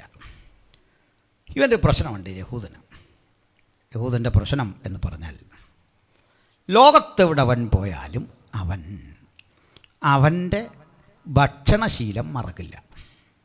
നമ്മൾ ചില ആളുകൾ വടക്കേ ഇന്ത്യയിൽ പോയി കഴിഞ്ഞാൽ, വടക്കേ ഇന്ത്യയിലൊക്കെ ഉള്ളവരുണ്ടല്ലോ, വിഷമിക്കരുത്. പിന്നെ റൊട്ടി, ഡാല്, കുക്കുംബർ, ചോറൊന്നും പിന്നെ അവർക്ക് ഇങ്ങനെ സാധനം കണ്ടിട്ടേ ഇല്ലെന്നുള്ള നിലയിലാണ്. അമേരിക്കയിൽ ചെന്നാലോ, ഒന്ന് വിസിറ്റ് ചെയ്ത് ഇവിടെ വന്നെന്താ പറയുന്നത്, ഞാൻ ഡാളസിലായിരിക്കുമ്പോൾ ഞാൻ ഒക്ലഹോമയിൽ ചെന്നങ്ങോട്ട് ഇറങ്ങുന്നു. ഈ പുകലെല്ലാം കൂടെ അടിക്കേണ്ട കാര്യമുണ്ടോ? ഡാളസിൽ ചെന്നു എന്നുള്ളൊരു ശരി, അവിടുന്ന് പോരാൻ പെട്ട പാട്. നമ്മളിങ്ങനെയാണ്. ജൂതൻ അങ്ങനല്ല, എവിടെ ചെല്ലുന്നോ ആ ചെല്ലുന്ന സ്ഥലം കൊണ്ട് ഇങ്ങനെ ജീവിച്ചു പോവാ. അവൻ സ്വന്തം സംസ്കാരം സൂക്ഷിക്കും, സ്വന്തം ഭാഷ സൂക്ഷിക്കും, സ്വന്തം ഭക്ഷണശീലം സൂക്ഷിക്കും. ഇവിടെ ഭക്ഷണമൊന്നും കഴിക്കില്ല. കാരണം അവൻ്റെ ഭക്ഷണത്തിനൊരു നിയമമുണ്ട്, കോഷർ എന്നാ പറയുക, കോഷർ. ഞാൻ അതേക്കുറിച്ചൊരു വീഡിയോ ചെയ്തിട്ടുണ്ട്, കണ്ടാൽ മതി. എന്ന് പറഞ്ഞാൽ അവൻ ഒരിക്കലും ചില ഭക്ഷണങ്ങളും മറ്റു ചില ഭക്ഷണങ്ങളും ചേർത്ത് കഴിക്കില്ല. അതാണ് എൻ്റെ കാരണം. നമ്മളാണ് അതിനൊക്കെ ഡീസൻറ്റ്. ഏത് ഭക്ഷണം എപ്പോൾ കിട്ടിയാലും കഴിക്കും. ഐസ്ക്രീമും മട്ടനും കൂടെ വേണം കഴിച്ച് കഴിയും, ഒരു കുഴപ്പമില്ല. നമ്മുടെ ആരോഗ്യത്തിൻ്റെ രഹസ്യം അതൊക്കെ അല്ലേ. ഞാനൊരു സ്ഥലത്ത് ചെന്നപ്പോൾ എനിക്ക് യവത്തപ്പത്തെക്കുറിച്ച് പ്രസംഗിച്ചപ്പോൾ, ഇന്ന് പാസ്റ്റർക്ക് വൈകിട്ട് യവത്തപ്പം വാങ്ങിത്തരാമെന്ന് പറഞ്ഞ് കൊണ്ടുപോയി. യവത്തപ്പമൊക്കെ മേടിച്ചെന്നു. കൂടെ കുറേ കാടെല്ലാം കൂടെ അരിഞ്ഞിട്ടേക്കുക. ഞാൻ ഒരാഴ്ച ഈ കാടും തിന്ന് ഈ അപ്പവും തിന്ന് അടുത്ത ദിവസവും കൊണ്ടുപോവാം. അപ്പം ഞാൻ പറഞ്ഞു, ബ്രദറെ ഒരു കാര്യം ചെയ്യും, ഇത് തന്നെയാണ് പദ്ധതിയെങ്കിൽ എൻ്റെ കഴുത്തിലൊരു കയറ് കെട്ടിവിടും, ഞാൻ മേഞ്ഞിട്ട് കയറി വരാമെന്ന് പറഞ്ഞു. മനസ്സിലായോ? കുറേ കാടെല്ലാം അരിഞ്ഞു വെച്ചു പറയാ, ഇവിടെ ഇതൊക്കെ ആൾക്കാർ കഴിക്കുന്നതെന്ന്. ഒന്നാലോചിച്ച് നോക്കി. ഇന്നിപ്പോൾ ഭക്ഷണത്തെക്കുറിച്ച് എന്തല്ല, ചിലപ്പോൾ ഈ വഴിയെ വരുമ്പോൾ പറയും, സാറേ വിഷം സ്പ്രേ ചെയ്യാത്ത നല്ല പച്ചക്കറി ഒക്കെ ചുമ്മാ പറയുന്ന. എവിടോ ഇത്രയും പച്ചക്കറിയൊക്കെ വന്ന ശേഷം മനുഷ്യൻ്റെ പട്ടിണി മാറിയേ. മനസ്സിലായില്ലേ? സമൃദ്ധമായിട്ട് ഇത് കടയിൽ കിട്ടാൻ തുടങ്ങി എന്നാ ഇത്തരം പച്ചക്കറിയൊക്കെ വന്നപ്പോഴാണ്. മറ്റേ വീടിൻ്റെ മുറ്റത്ത് 2 ചെടി നട്ടു വെച്ചാൽ പച്ചക്കറിയാവുമോ? ഒന്നും ആവില്ല. അതൊക്കെ പോട്ടെ, ഞാൻ വിശദീകരിക്കുന്നില്ല അങ്ങോട്ട്. ഇവന് ആ ഭക്ഷണ നിയമമുണ്ട്, കൈ കഴുകുന്നതിന് നിയമമുണ്ട്. വെള്ളം എടുക്കുന്നു, ഈ കൈ ആദ്യം കഴുകുമ്പോൾ 2 കൈ അശുദ്ധമായി എന്ന് അവൻ്റെ ചിന്ത. കാരണം മനസ്സിലായോ? വെള്ളം എടുത്തു, ഈ കൈയും മുട്ടിയപ്പോൾ അശുദ്ധമായി. എന്നിട്ട് ഈ കൈ കൊണ്ട് ഈ കൈ കഴുകും, അല്പശുദ്ധമായി. അങ്ങനെ 7 ആവർത്തി കഴുകിയിട്ടേ ഫുഡ് കഴിക്കൂ. നമ്മൾ പിറന്നേ പിന്നെ 7 തവണ കൈ കഴുകിയിട്ടുണ്ടോ എന്ന് ചിന്തിച്ച് നോക്കി, ആത്മാർത്ഥമായിട്ട്. ഞാൻ മണവാട്ടിയുടെ ഒരുക്കത്തെക്കുറിച്ച് പറഞ്ഞപ്പോൾ മണവാട്ടി ഒരുങ്ങുന്നതിനെക്കുറിച്ച് ഒത്തിരി പറയാനുണ്ട്. യഹൂദന്മാരുടെ കഷ്ടമനുസരിച്ച് അതിലന്ന് യഹൂദ പെൺകുട്ടി മുടി ചീകുന്നതിൻ്റെ നിയമമുണ്ട്. ഉമ്മ ചീകല്ല. കാലിലെ നഖം വെട്ടുന്നതിന് നിയമമുണ്ട്. നമ്മുടെ മണവാട്ടി കാലിലെ നഖം വെട്ടുന്നൊക്കെ ഒന്ന് കാണണ്ട. നമ്മൾ ചില മനുഷ്യൻ്റെ കാല് കണ്ടു കഴിഞ്ഞാൽ ഈ മഞ്ചട്ടിപ്പാമ്പ് തല്ലുകൊണ്ട് കിടക്കുന്ന പോലെ, വിരലെല്ലാം കൂടെ പാമ്പ് ചത്ത് കിടക്കുന്ന പോലെ ഇങ്ങനെ കിടക്കുക. വിരലാണോ പാമ്പാണോ എന്നറിയത്തില്ല. അവസ്ഥ പുറത്തെ പോട്ടെ. അപ്പോൾ ഇങ്ങനെയുള്ള യഹൂദന്മാർ ഓരോ സ്ഥലത്ത് അവരുടെ സംസ്കാരങ്ങൾക്കനുസൃതമായി ജീവിക്കുക. ഇവർ ലോകമൊരു മഹാസമുദ്രമാണ്, ആ സമുദ്രത്തിലേക്ക് ഇവൻ ലയിക്കില്ല. അതിനാ പ്രവാചകൻ പറഞ്ഞത്, ഇതാ തനിച്ചു പാർക്കുന്നൊരു ജനം ജാതികളുടെ കൂട്ടത്തിൽ എണ്ണപ്പെടുന്നില്ല. ക്രമേണ ക്രമേണ ക്രമേണ ജൂതനൊരൊറ്റപ്പെട്ട ജാതിയായി. അവന് നമ്മുടെ പെൺകുട്ടിയെ വിവാഹം കഴിക്കില്ല, അവൻ്റെ പെൺകുട്ടിയെ നമ്മുടെ പയ്യനും വിവാഹം കഴിച്ചു തരില്ല. ഒറ്റപ്പെട്ടതൊക്കെ കണ്ടേക്കാം, അവരെ സമൂഹത്തിൽ നിന്ന് മാറും. ലീഗലി പാടില്ല. അങ്ങനെയാണ്. അതിന് കേസും വഴക്കൊന്നുമില്ല, അടിയും പിടിയും വിഷയമൊന്നുമില്ല. യഹൂദൻ ഇഷ്ടപ്പെട്ട ആളിനെ വിവാഹം കഴിച്ചു എന്നോർത്ത് അവിടെ ആരും ശ്രദ്ധിക്കൊന്നുമില്ല. ഒന്നുമില്ല. അതവൻ്റെ കാര്യമാണ്. ഈ കമ്മ്യൂണിറ്റിയായിട്ട് പിന്നെ ബന്ധമില്ല. അങ്ങനെയാണ്. അങ്ങനെ കുറേ കഴിഞ്ഞ് യഹൂദൻ പോയിടത്തെല്ലാം ബിസിനസ് ചെയ്ത് കോടീശ്വരന്മാരായി തീർന്നു. ലോകത്തിലെ മുന്തിയ ബാങ്കുകൾ, ലോകത്തിലെ 1ാം നിര ധനകാര്യ സ്ഥാപനങ്ങൾ എല്ലാം അവരുടേതായി. ശാസ്ത്രം, സാഹിത്യം, ഗവേഷണം സകല മണ്ഡലങ്ങളിലും അവരാധിപത്യം ഉണ്ടാക്കി. നമുക്കറിയാമല്ലോ, ബീഥോവൻ ഒരു യഹൂദനായിരുന്നു. പാട്ടുകാരൊക്കെ കേട്ടുള്ളൂ. ബീഥോവൻ ഒരു യഹൂദനായിരുന്നു. സംഗീതത്തിൻ്റെ മാസ്മരിക തലത്തിലേക്ക് ലോകത്തെ നയിച്ച ബീഥോവൻ ഒരു യഹൂദനാണ്. ആൽബർട്ട് ഐൻസ്റ്റീൻ ഒരു യഹൂദനായിരുന്നു. കാൾ മാർക്സ് ഒരു യഹൂദനായിരുന്നു. സിഗ്മണ്ട് ഫ്രോയിഡ് ഒരു യഹൂദനായിരുന്നു. റോബർട്ട് ബ്രൗണിംഗ് ഒരു യഹൂദനായിരുന്നു. ഒത്തിരിയുണ്ട് പറയാൻ അവരെക്കുറിച്ച്. ഗ്രഹാം ബെൽ കുച്ച് ഒരു യഹൂദനായിരുന്നു. മൈക്കൽ ഫാരഡെ ഒരു യഹൂദനായിരുന്നു. അങ്ങനെ ലോകത്തിന് ഏറ്റവും മികവുറ്റ ശാസ്ത്ര സാങ്കേതിക സംഭാവനകൾ കൊടുത്തതല്ല യഹൂദന്മാർ. ഇന്ന് യഹൂദന്മാർ ആക്രമിക്കപ്പെടുന്നത് സോഷ്യൽ മീഡിയയിലാണ്. ആ സോഷ്യൽ മീഡിയയിലെ ഏറ്റവും പ്രധാനപ്പെട്ട ഒരു സംഗതിയാണല്ലോ ഫേസ്ബുക്ക്. അതുണ്ടാക്കിയവൻ യഹൂദനാണ്. അത് വെച്ച് അവനെ ഈ തെറി പറയുന്നില്ല. മനസ്സിലായോ? അതൊക്കെ പോട്ടെ. അവന് നമ്മൾ തെറി പറയുമ്പോഴും വലിയ സന്തോഷം. അവന് കാശ് കിട്ടുക. ഒരു തവണ നമ്മൾ കയറുമ്പോഴേക്ക് അവന് കിട്ടേണ്ട അവിടെ കിട്ടിക്കൊണ്ടിരിക്കുക. നമ്മൾ ചീത്തയോ തെറിയോ എന്തെങ്കിലും പറഞ്ഞോട്ടെന്നോർത്ത് അവനിരിക്കുകയാണ്. പോട്ടെ. അങ്ങനെ ലോകാധിപത്യം പിടിച്ചെടുത്ത യഹൂദൻ്റെ ആദ്യഘട്ടം കഴിഞ്ഞു. അടുത്ത ഘട്ടമാകുമ്പോഴേക്കും യഹൂദൻ പീഡിപ്പിക്കപ്പെടാൻ തുടങ്ങി. ലോകത്തിലെ പല രാഷ്ട്രങ്ങൾ യഹൂദനോട് ഒരസ്പർശ്യത ഉണ്ടാക്കി. യഹൂദൻ ലോകത്തെ ബാധിച്ച ക്യാൻസറാണ്. അവനെ മുറിച്ചു മാറ്റണം. പ്രമുഖങ്ങളായ ലോകരാഷ്ട്രങ്ങൾ വിടക്ക് കണ്ണുകളോട് അവനെ കാണാൻ തുടങ്ങി. ഒഴിവാക്കാൻ ശ്രമം നടത്തി. ഒത്തിരി വിശദീകരിക്കാനുണ്ട്, ഞാൻ കിടക്കണില്ല. ചിലത് മാത്രം പറയാം. ജർമ്മനിയിൽ ഹിറ്റ്ലർ, ഇറ്റലിയിൽ മുസോളിനി, റഷ്യയിൽ സർചക്രവർത്തിമാർ കിരാതമായ യഹൂദപീഡയുടെ ഓരോ മണ്ഡലങ്ങളിൽ കൂടി കടന്നുപോയി. ഹിറ്റ്ലർ യഹൂദനെ പീഡിപ്പിച്ച രീതികൾ വിവരണാതീതമായിരുന്നു. കലാലയങ്ങളിൽ പഠിക്കുന്ന കുട്ടികൾക്ക് നേരെ വർണ്ണവെറിയുടെയും വിവേചനത്തിൻ്റെയും അവസ്ഥാവിശേഷങ്ങൾ ഉണ്ടാക്കി. ഒരു കുട്ടിക്ക് എത്ര കഠിന പരിശ്രമം ചെയ്ത് ജയിച്ചാലും ജയിച്ച കുട്ടി യഹൂദനാണെങ്കിൽ പറയും ഇവൻ കോപ്പിയടിച്ചതാണ്. നേരായ വഴിയിലല്ല അവൻ്റെ ജയം. മുന്തിയ ഫീസ് കൊടുക്കണം. യാതൊരു ആനുകൂല്യങ്ങളും ഒരു പരിഗണനയും സ്കൂളിൽ നിന്നില്ല. അതൊക്കെ പോകട്ടെ. ഒരു വാഹനത്തിൽ തദ്ദേശവാസിയായ ഒരു മനുഷ്യനും യഹൂദനും യാത്ര ചെയ്താൽ സീറ്റിലിരിക്കാൻ നിർവാഹമില്ല. അഥവാ ഇരുന്നാൽ നാട്ടുകാരൻ വരുമ്പോൾ എഴുന്നേറ്റ് നിൽക്കണം, സീറ്റ് കൊടുക്കണം, ഇരട്ടി കൂലിയും കൊടുക്കണം. കാര്യം ചോദിച്ചാൽ പറയും, ബിക്കോസ് യു ആർ എ ജൂ. നീ ഒരു ജൂതനാണ്, നീ ശപിക്കപ്പെട്ടവനാണ്, നീ യേശുവിനെ ക്രൂശിച്ചവനാ, കുറ്റം ചുമത്തി അവഹേളിച്ച് അപമാനിച്ചവനെ മറ്റും.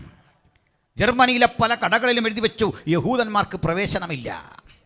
പലയിടങ്ങളിലും എഴുതി വെച്ചു, നായ്ക്കൾക്കും ജൂതനും പ്രവേശനമില്ല. ആ വിധത്തിൽ ആക്ഷേപ ശരവർഷങ്ങൾ കൊണ്ടവനെ ഒതുക്കാൻ ശ്രമിച്ചു. മറുവശത്തിനെയും ചില കാഴ്ചകളുണ്ട്. പ്രിയപ്പെട്ടവരെ, ഒരു നിസാര കുറ്റത്തിനും പോലീസ് പിടിച്ചാൽ എതിർപക്ഷത്തെ യഹൂദനെങ്കിൽ പോലീസിന് പ്രത്യേകിച്ചൊന്നും കേൾക്കണ്ട, നീ കുറ്റവാളി തന്നെ, നിനക്ക് ക്രിമിനൽ മനസ്സാണ്, നീ കുറ്റവാളിയാ. മുൻവിധിയോടുകൂടി കോടതികൾ പോലും വിധി പറഞ്ഞു ലോകത്തിൻ്റെ പലയിടങ്ങളിൽ. ഭീതിജനകമായ അന്തരീക്ഷങ്ങളിൽ കൂടി കടന്നുപോയി. അതിൽ മാനസിക പീഡയുടെ ഘട്ടം കഴിഞ്ഞപ്പോൾ ശാരീരിക പീഡയുടെ വിധങ്ങളൊക്കെ ഒരു പൊതുജന സമക്ഷം പ്രസംഗിച്ചുകൂടാ. നമുക്കറിയാം, ഹിറ്റ്ലറും മറ്റും പീഡിപ്പിച്ച കോൺസെൻട്രേഷൻ ക്യാമ്പുകൾ. വലിച്ചു കെട്ടിയ മുള്ളുവേലിക്കുള്ളിലേക്ക് 90 ഡിഗ്രി ആംഗിളിൽ വലിച്ചു കെട്ടിയ മുള്ളുവേലികൾക്കിടയിൽ കൂടി നഗ്നരാക്കി യഹൂദന്മാരെ ഓടിക്കുക. ഓടിപ്പോകുന്ന വഴിക്ക് എതിർപക്ഷത്ത് നിന്ന് കടിച്ചു കീറാൻ കെൽപ്പുള്ള നായ്ക്കളെ കഴിച്ചു വിടുക. പ്രാണരക്ഷാർത്ഥം ഓടിക്കയറി മുള്ളുവേലികളിൽ പിടയ്ക്കുന്ന ആളുകളുടെ ശരീരത്തിലേക്ക് മുള്ളുകൾ ആഞ്ഞുതറച്ചിട്ട് മാംസപിണ്ഡങ്ങൾ അവിടെ ഇറുന്നു വീഴുക. ഈ ഘട്ടത്തിൽ ഷോക്ക് കയറ്റിവിട്ട് ഇലക്ട്രിസിറ്റി കടത്തിവിട്ട് ആളുകളെ കൊല്ലുക. ഈ ശരീരങ്ങൾ ചുമക്കാൻ ചെറുപ്പക്കാരായ യഹൂദന്മാരെ വെക്കുക. തീവണ്ടി എഞ്ചിനിൽ നിന്നും പുറന്തള്ളുന്ന കാർബൺ മോണോക്സൈഡ് വാതകമുണ്ടല്ലോ, ഡീസൽ എഞ്ചിൻ പ്രവൃത്തികൾ വരുന്ന കറുത്ത പുക, ആ പുക യു ആകൃതിയിലുള്ളൊരു പൈപ്പിലൂടെ തിരിച്ച് വാഗണിനുള്ളിലേക്ക് കടത്തിവിട്ടിട്ട്, പണ്ട് നമ്മുടെ ഇന്ത്യയിലും ഉണ്ടായിട്ടുണ്ട് വാഗൺ ട്രാജഡി. ഈ വിധത്തിലുള്ള സംവിധാനങ്ങളിലൂടെ ഈ കാർബൺ മോണോക്സൈഡ് ശ്വസിച്ച് ആളുകൾ മരിക്കും. നല്ല സുന്ദരന്മാരാണ് യഹൂദന്മാർ. അവർ കറുത്ത് കരിവാളിച്ച് അവിടെ വീഴും. ഈ വീണ് കിടക്കുന്ന ശവശരീരം ഒരു മനുഷ്യൻ്റെതേതോ എന്നുപോലും അറിയാൻ കഴിയാത്ത വിധത്തിൽ ആരുടേതെന്നറിയാതെ മറ്റ് യഹൂദന്മാർ ചുമന്നുകൊണ്ട് കത്തിക്കാൻ പോകുകയാണ്. ഒരു യഹൂദൻ ഈ ശരീരം ചുമന്നു കൊണ്ടുപോകുമ്പോൾ കൊണ്ടുപോകുന്ന എൻ്റെ അപ്പനെയാണോ അമ്മയാണോ സഹോദരനെയാണോ സഹോദരിയാണോ എന്നറിയാതെ അങ്ങനെ കൊണ്ടുപോകുക. ഈ മനുഷ്യനെ കത്തിച്ച് ശേഖരിക്കുന്ന കൊഴുപ്പ് കൊണ്ട് സോപ്പുണ്ടാക്കുക. അവൻ്റെ ശരീരം കത്തിച്ച ചാരം കൊണ്ട് വളമാക്കി മാറ്റുക. സ്ത്രീകളെയും മറ്റും പീഡിപ്പിച്ച രീതികൾ ഒരു പൊതുജന സമക്ഷം പറയാൻ വയ്യ. ചിലത് മാത്രം ഞാൻ പറയാം. ഗർഭസ്ഥ അവസ്ഥയിലിരിക്കുന്ന അമ്മയെ അല്ലെങ്കിൽ ഗർഭവതിയായ ഒരു സ്ത്രീയെ മരവിപ്പിക്കാതെ അവളുടെ ഉദരം കീറുക, ഗർഭസ്ഥ ശിശുവിനെ വലിച്ചു പുറത്തെടുക്കുക, ഈ ശിശുവിനെ കൊന്നുടച്ചു പരുവപ്പെടുത്തി ഒരു ലിക്വിഡാക്കി മാറ്റുക, അതുകൊണ്ട് സൗന്ദര്യവർദ്ധക വസ്തുക്കൾ ഉണ്ടാക്കുക. മനുഷ്യ ശരീരത്തിൻ്റെ ത്വക്കിനോട് അലൈൻമെൻറ്റ് കൃത്യമായി കിട്ടാൻ ഈ ലിക്വിഡ് പ്രയോജനപ്പെടുത്തുക. യൂറോപ്പിൻ്റെ വിപണിയിൽ ഷാമ്പുവായി, അതല്ലെങ്കിൽ സൗന്ദര്യവർദ്ധക വസ്തുക്കളായി, സോപ്പായിട്ട്, വ്യത്യസ്ത തരത്തിലുള്ള ഇത്തരത്തിലുള്ള ഉപയോഗ വസ്തുക്കളായി മനുഷ്യ ശരീരം മാറാൻ തുടങ്ങി. താരതമ്യേന സുന്ദരന്മാരാണ് യഹൂദന്മാർ. അവരെ ത്വക്ക് ഉരിഞ്ഞെടുത്ത് സംസ്കരിച്ച് വാനിറ്റി ബാഗുകളുണ്ടാക്കി ശിങ്കാരി മാനുകളുടെ തോലാണെന്നുള്ള വ്യാജേന യൂറോപ്പിൻ്റെ വിപണിയിൽ വിറ്റഴിച്ചു. ഒന്നും രണ്ടും പേരല്ല, 1,10,00,000 പേരെ ഹിറ്റ്ലർ ജീവകാലത്ത് വകവരുത്തി. 60 ലക്ഷവും യഹൂദന്മാർ. ഒരു വസ്തുതയുണ്ട്. നമ്മുടെ കർത്താവിനെ ക്രൂശിക്കാൻ വിളിക്കുമ്പോൾ കുറ്റബോധം കൊണ്ടൊടുവിൽ പീലാത്തോസ് ഒരു കാര്യം പറഞ്ഞു: ഈ നീതിമാൻ്റെ രക്തത്തിൽ എനിക്ക് പങ്കില്ല. കണ്ടുനിന്ന ജൂതപ്പരീക്ഷകൾ പറഞ്ഞു, ആ രക്തം ഞങ്ങളുടെ മേലും ഞങ്ങളുടെ തലമുറ മേലും വരട്ടെ. കാലം കാത്തുവെച്ച ഇത്തരമൊരു കാവ്യനീതി ചിലർക്ക് തിരിച്ചടികളായി ഭവിച്ചപ്പോൾ നമുക്കൊരു കാര്യം മനസ്സിലായി: അവൻ്റെ രക്തം നമ്മുടെ മേലും വന്നു, നമ്മുടെ പ്രാർത്ഥന നമ്മുടെ സന്തതി മേലും വരണം അനുഗ്രഹമായി. അവൻ്റെ പുത്രൻ്റെ രക്തം സകല പാപവും പോക്കി നമ്മെ ശുദ്ധീകരിക്കുന്നു. അവൻ്റെ പുത്രൻ്റെ രക്തത്തിൽ നമുക്ക് അതിക്രമങ്ങളുടെ മോചനം എന്ന വീണ്ടെടുപ്പുണ്ട്. ആ വീണ്ടെടുപ്പ് കരഗതമാക്കിയവരുടെ പേരാ ദൈവത്തിൻ്റെ സഭ. ഉലകമാശകലം ചിതറിയ യഹൂദൻ. പീഡനപർവങ്ങളിൽ കൂടി കടന്നു പോകുമ്പോൾ ഫസ്റ്റ് വേൾഡ് വാറാണ് അവർ തിരികെ വരാൻ വഴിയൊരുങ്ങിയത്. ഒത്തിരി വിശദീകരണമുണ്ട്, ഞാൻ ആ വഴി പോകുന്നില്ല. ഒത്തിരി സംഭവങ്ങൾ. ഫസ്റ്റ് വേൾഡ് വാർ കഴിയുമ്പോൾ ജൂതന് സ്വന്തം രാജ്യത്ത് പ്രവേശനം കിട്ടി എന്ന് മാത്രം ഞാൻ പറയുന്നു. ഏറ്റുമുട്ടലുടെ ചരിത്രമുണ്ട്. ഒന്നാം ലോക മഹായുദ്ധം കഴിഞ്ഞു, സ്വദേശത്തേക്ക് യഹൂദൻ മടങ്ങിച്ചെന്നു. രണ്ടാം ലോകമഹായുദ്ധം കഴിഞ്ഞു. 1948 മെയ് മാസം 14 ജൂതന് പ്രത്യേകിച്ചാരുടെയും പിന്തുണയോ സംരക്ഷണമോ ഇല്ലാതെ അവർ തീരുമാനിച്ചുറച്ചു, ഞങ്ങൾ ഇന്ന് മുതൽ ഒരാശ്രിത രാജ്യമല്ല, സ്വതന്ത്രവും പരമാധികാരവുമുള്ള ഒരു റിപ്പബ്ലിക്കാണ്.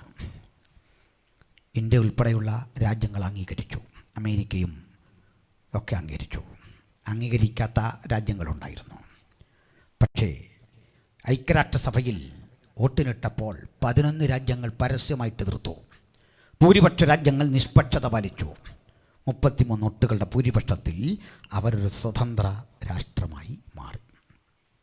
എന്നൊരു കാഴ്ച അറിയാമോ? ലോകത്ത് ഏറ്റവും അധികം ആയുധങ്ങൾ നിർമ്മിക്കുന്ന രാഷ്ട്രം അവരാണ്. വൻ ആയുധ വിപണി അവരുടെ കയ്യിലാണ്. അവരോട് ഏറ്റവും അധികം ആയുധം വിലയ്ക്ക് വാങ്ങുന്ന രാജ്യം ഇന്ത്യയാണ്. അതിന് കാരണമൊക്കെ ഉണ്ട്. കിഴക്ക് നിന്ന് വരുന്ന രാജാക്കന്മാർക്ക് വഴിയൊരുക്കാൻ യൂഫ്രട്ടീസിലെ വെള്ളം വറ്റി എന്നൊരു പ്രയോഗമുണ്ട് വെളിപ്പാടിൽ. പ്രവചനപരമായ ഒത്തിരി സംഭവങ്ങൾ ഇങ്ങനെ അടുക്കും ചിട്ടയോടും കൂടി വിശദീകരിക്കേണ്ടതാണ്. ഇത് ഒരു പരമ്പര പോലെ ഞങ്ങൾ പ്രസംഗിക്കുന്നത് കൊണ്ട്, കഴിഞ്ഞ ദിവസവും ഇന്നും നാളെയും ഒക്കെയായി ഒരു ചിന്ത പോലെ കേൾക്കേണ്ടത് കൊണ്ട് പാതി വഴിയിൽ കൊണ്ടെത്തിക്കുവാനേ എനിക്ക് സാധിക്കൂ. തീർച്ചയായും നിങ്ങൾ ഈ 3 രാത്രി പ്രസംഗങ്ങളും കേൾക്കേണ്ടതുണ്ട്. ഞാൻ അവസാനിപ്പിക്കാൻ ബാധ്യസ്ഥനാകുന്നു. സഹചര്യം പറയട്ടെ. ഈ രാഷ്ട്രം തിരിച്ചു ചെന്നു. ഇന്ന് വലിയ അടി നടക്കുക അവിടെ. പലസ്തീൻ യഹൂദ സംഘടനം. ഞാൻ ഈ കോവളത്ത് വഴി ഒരു മീറ്റിങ്ങിന് അങ്ങോട്ട് പോവാം, വർഷങ്ങൾക്കപ്പുറത്ത് 5-8 വർഷമായി. കോവളത്ത് ചെല്ലുമ്പോഴേക്ക് ഒരു ജാഥ വരുന്നു. അപ്പോൾ ഈ ജാഥയുടെ തിരക്ക് കാരണം ഞാൻ ഇതങ്ങ് പോകട്ടെ എന്നോർത്ത് വണ്ടി സൈഡിൽ ഒതുക്കിയിട്ട് ആ സമയത്തൊരു ചായ കുടിക്കാൻ കയറി. അപ്പോൾ ഞാൻ ഈ യോഗം തുടങ്ങിയാൽ പിന്നെ വെള്ളം കുടിക്കില്ല. പലരും എന്നെ വെള്ളം കുടിപ്പിക്കാൻ നോക്കിയിട്ടുണ്ട്. ആവശ്യത്തിന് സ്റ്റോക്ക് ചെയ്തിട്ട് കയറും, പിന്നെ ഇടയ്ക്ക് തീരുന്ന കണക്ക്. അപ്പോൾ ഇപ്പോൾ ഒരു ചായ കുടിച്ചേക്കാന്ന് ഓർത്ത് കയറി. അപ്പോൾ ഇവരുണ്ടായി യോഗം നിർത്തിയിട്ട് അവർ കുറേ പേര് ചായ കുടിക്കാൻ കയറി പ്രസംഗിക്കാൻ പോവാം. അപ്പം ഞാൻ ചോദിച്ചു, സാറേ എന്നാ നിങ്ങളുടെ പരിപാടി? അപ്പോൾ പുള്ളി പറഞ്ഞു, അതിലൊരു ആൾ പറഞ്ഞു, ഞങ്ങളെ ഈ പാലസ്തീനിൽ പിഞ്ചോമനകൾ വധിക്കപ്പെടുന്നു, അവിടെ അങ്ങനുണ്ട് ഇങ്ങനുണ്ട് എല്ലാം പറഞ്ഞിട്ട് പറഞ്ഞു, അതിനെതിരെ ഒരൈക്യദാർഢ്യം പാലസ്തീൻ ജനതയോട് പ്രഖ്യാപിച്ച് ഞങ്ങളിത് വഴി പോകാമെന്ന് പറഞ്ഞു. ഞാൻ പറഞ്ഞു, എൻ്റെ എല്ലാ പിന്തുണയും നിങ്ങൾക്കുണ്ട്. നല്ലൊരു കാര്യം ഇത്. കാരണം എവിടെയാണ് കുഞ്ഞുങ്ങൾ പീഡിപ്പിക്കപ്പെടുന്നത്? പാലസ്തീനിൽ. പ്രകടനം എവിടെ? കോവളത്ത്. ഇത് നല്ലൊരു കാര്യമാണ്. ഇനി ഇങ്ങനെയുള്ള കാര്യങ്ങൾ ഇനിയും നടത്തണം. സമയം കിട്ടുവാണെങ്കിൽ പാലസ്തീനിൽ കൂടെ പോകണം, അങ്ങോട്ട് ചെല്ലണം. നിന്നെ പുകച്ച് കത്തിച്ച് ചാരമാക്കി ഇങ്ങോട്ട് അയക്കും. എന്താ മനസ്സിലാക്കിയിരിക്കുന്നത്? അതൊക്കെ കണ്ടു മനസ്സിലാക്കണ സംഭവം എന്താന്ന്. പട്ടാളം 9ാം ക്ലാസ്സിൽ പഠിക്കുമ്പോഴേ പെൺകുട്ടികൾ ചിട്ടയുള്ള കേണൽമാരായിട്ടാണ് പുറത്ത് വരുന്നല്ല, കണ്ടീഷനായിട്ട് അങ്ങനെ നിൽക്കുകയാണ്. കുതിരകളെ കൊടുത്തിരിക്കുക. നമ്മളിവിടെ സ്കൂട്ടർ മേടിച്ച് കൊടുക്കുന്നതിന് പകരം കുതിര. ഈ മലയൊന്നും കളയാൻ പാടില്ല. സ്വതസിദ്ധമായ ആ മലകൾ ജെനുവിനായിട്ട് കിടക്കണം. അവിടെയൊക്കെ ഇങ്ങനെ പട്രോളിങ്ങിന് പോകുന്ന കുതിരപ്പുറത്താണ് കൊച്ചു പെൺകുട്ടികൾ യുദ്ധസന്നദ്ധരായിട്ട് വരിക. എങ്ങോട്ട് നോക്കിയാലും സ്ത്രീകളാണ്. ടാക്സി ഓടിക്കുന്ന സ്ത്രീകൾ, പ്രധാനപ്പെട്ട ഗവേഷണ കേന്ദ്രങ്ങളിൽ സ്ത്രീകൾ. അപ്പോൾ പ്രധാനപ്പെട്ട ഇടങ്ങളിൽ, വിശേഷിച്ച് ആ സെക്യൂരിറ്റിയൊക്കെ ഉള്ള മേഖലയില്ലേ, അതിലെല്ലാം ഹോം അഫയേഴ്സിലെല്ലാം സ്ത്രീകളാണ്. വെറുതെ വെച്ചേക്കുന്നതല്ല. പ്രവാചകൻ പറഞ്ഞു, അന്നാളിൽ അവരുടെ സ്ത്രീകൾ അവരുടെ പുരുഷനെ കാക്കും. കേട്ടല്ലോ? അതിനൊരെൻ്റെ പൊന്നച്ച, നമുക്ക് കുറേ സ്ത്രീകൾ. കൂലി ഞാൻ പറയുന്നില്ല. അന്നാളിൽ അവരുടെ സ്ത്രീകൾ അവരുടെ പുരുഷനെ കാക്കുമെന്നു. ഇപ്പോൾ കാക്കണമെന്നൊന്നും നമുക്കില്ല, എങ്ങനെയും ഒന്ന് ജീവിച്ചു പോകാൻ. വളരെ അനുവാദം തന്നാൽ മതി, അതായി പറഞ്ഞു വരുന്നത്. അല്ല, കാക്കണമെന്നില്ല. ഇതാണ് പാലസ്തീൻ. പോട്ടെ, രാജ്യം അഭിവൃദ്ധിപ്പെട്ടു. 120 മൈൽ ചുറ്റളവേ ഉള്ളൊരു ചെറിയ രാജ്യം. അതിനകത്താണ് zone A, zone B, zone C എന്ന് പറഞ്ഞ് 3 ഇടത്തായി പാലസ്തീനികൾ കിടക്കുന്നത്. ബേദലൊക്കെ പാലസ്തീനികളുടെ കയ്യിലാണ്. പക്ഷെ പവർ മിലിറ്ററിക്കാണ്, ഇസ്രയേൽ മിലിറ്ററിക്കാണ്. ഇസ്രയേൽ മിലിറ്ററിയുടെ കൺട്രോളിലാണ് ഈ പാലസ്തീൻ. സ്വതന്ത്ര രാജ്യമൊന്നും അല്ലത്. ഇവരെ പ്രധാന തർക്കം ഈ ദേവാലയം ഇരിക്കുന്ന സ്ഥലമാണ്. ഇത് ഞങ്ങളുടെയാണ് അറബികൾ, ഞങ്ങളുടെയാണ് യഹൂദന്മാർ. കിട്ടിയാലിരിക്കട്ടെ എന്ന് ക്രിസ്ത്യാനി നോക്കി നിൽക്കുക, ഒത്താ ഞങ്ങളുടെ ആക്കാവുന്നു. യെരൂശലേം ദേവാലയം ഇരുന്ന സ്ഥലമേ, കിട്ടുവാണെങ്കിൽ നമ്മുടെ ആക്കണം. നടക്കാൻ പോകുന്നില്ല. പിന്നെ ക്രൈസ്തവനതറിയാം, അത് കുട്ടി മാറി നിൽക്കുകയാണ്. പക്ഷെ അപ്പുറത്ത് പെരുത്തടിയാണ്, തങ്ങൾക്ക് വേണം ശക്തിമത്തായ അടി. ഈ അടിയൊക്കെ നടന്ന് ഇവിടെ എല്ലാം പിടിച്ചെടുക്കാൻ ശ്രമിക്കുമ്പോൾ രണ്ടാവർത്തിയും പലസ്തീനികൾക്ക് പൂർണ്ണ ആധിപത്യം കിട്ടേണ്ട 2 ഘട്ടം അവർ തോറ്റുപോയി. യെരൂശലേമിൻ്റെ 7 വാതിലും തല്ലിപ്പൊളിച്ചവർ പുറത്തിറങ്ങി. 8ാമത്തെ വാതിൽ തല്ലിപ്പൊളിക്കാൻ ശ്രമിക്കുമ്പോൾ 2 തവണ നോക്കിയിട്ടും പറ്റിയില്ല. ഒത്തിരി വിശരിക്കാനുണ്ടാവും തന്നെ. അപ്പോൾ ചോദിച്ചു, ഇതെന്താ നമുക്കിത് പൊളിക്കാൻ പറ്റാത്ത കിഴക്കേ വാതിൽ? ഒരു യഹൂദ അറബി മറുപടി പറഞ്ഞു, ആ വാതിൽ എന്തുകൊണ്ട് പൊളിക്കാൻ പറ്റില്ല എന്ന് പാസ്റ്ററെ, മൈക്കുണ്ടോ കയ്യിൽ? ഒന്ന് വായിച്ചോളൂ. എസെക്കിയേൽ പ്രവചനം 47 1 മുതൽ ഒന്ന് വായിച്ചാട്ടെ. കിഴക്കേ വാതിൽ എന്തുകൊണ്ട് അടഞ്ഞു കിടക്കുന്നു? അനന്തരം അവൻ എന്നെ വിശുദ്ധ മന്ദിരത്തിന്റെ കിഴക്കോട്ട് ദർശനമുള്ള കിഴക്കോട്ട് ദർശനമുള്ള പുറത്തേ ഗോപുരത്തിങ്കലേക്ക് കൊണ്ടുവന്നു. കിഴക്കേ വാതിൽക്കൽ. എന്നാൽ അത് അടച്ചിരുന്നു. അപ്പോൾ യഹോവ എന്നോട് അരുളി ചെയ്തത്, ഈ ഗോപുരം തുറക്കാതെ അടച്ചിരിക്കണം. മനുഷ്യപുത്ര, ആരും അതിൽ കൂടി കടക്കരുത്. ഈ ഗോപുരം തുറക്കാതെ അടച്ചിരിക്കണം, ആരും അതിൽ കൂടി കടക്കരുത്. കാരണം ഇസ്രായേലിന്റെ ദൈവമായ യഹോവ അതിൽ കൂടി അകത്ത് കടന്നത് കൊണ്ട് അത് അടച്ചിരിക്കണം. ദൈവമഹത്വം ഇതിനുള്ളിൽ കൂടി കടന്നതുകൊണ്ട് അത് അടച്ചിരിക്കണം. ഞാൻ പറഞ്ഞു, ഞാൻ പ്രസംഗിക്കുന്ന രാത്രി വരെ അത് തുറക്കാൻ ചങ്കുറപ്പുള്ള ഒരുത്തനെയും കാലം കണ്ടില്ല. യഹൂദ നബി പറഞ്ഞു, പക്ഷേ ഒരു ദിവസം ഇത് തുറക്കും. ആരാ തുറക്കുന്നത്? ആരും അടയ്ക്കാതെ വണ്ണം തുറക്കുന്നവൻ, ആരും തുറക്കാതെ വണ്ണം അടയ്ക്കുന്നവൻ ഒരു ദിവസം ഇവിടെ വരും. അന്ന് ഈ വാതിൽ തുറക്കും. അതാരാ? ഹമ്മഷിക യഹോശുവ, നമ്മുടെ കർത്താവായ യേശു ക്രിസ്തു. ഹല്ലേലൂയ. അവന് മാത്രമേ ഇത് തുറക്കാൻ കഴിയൂ.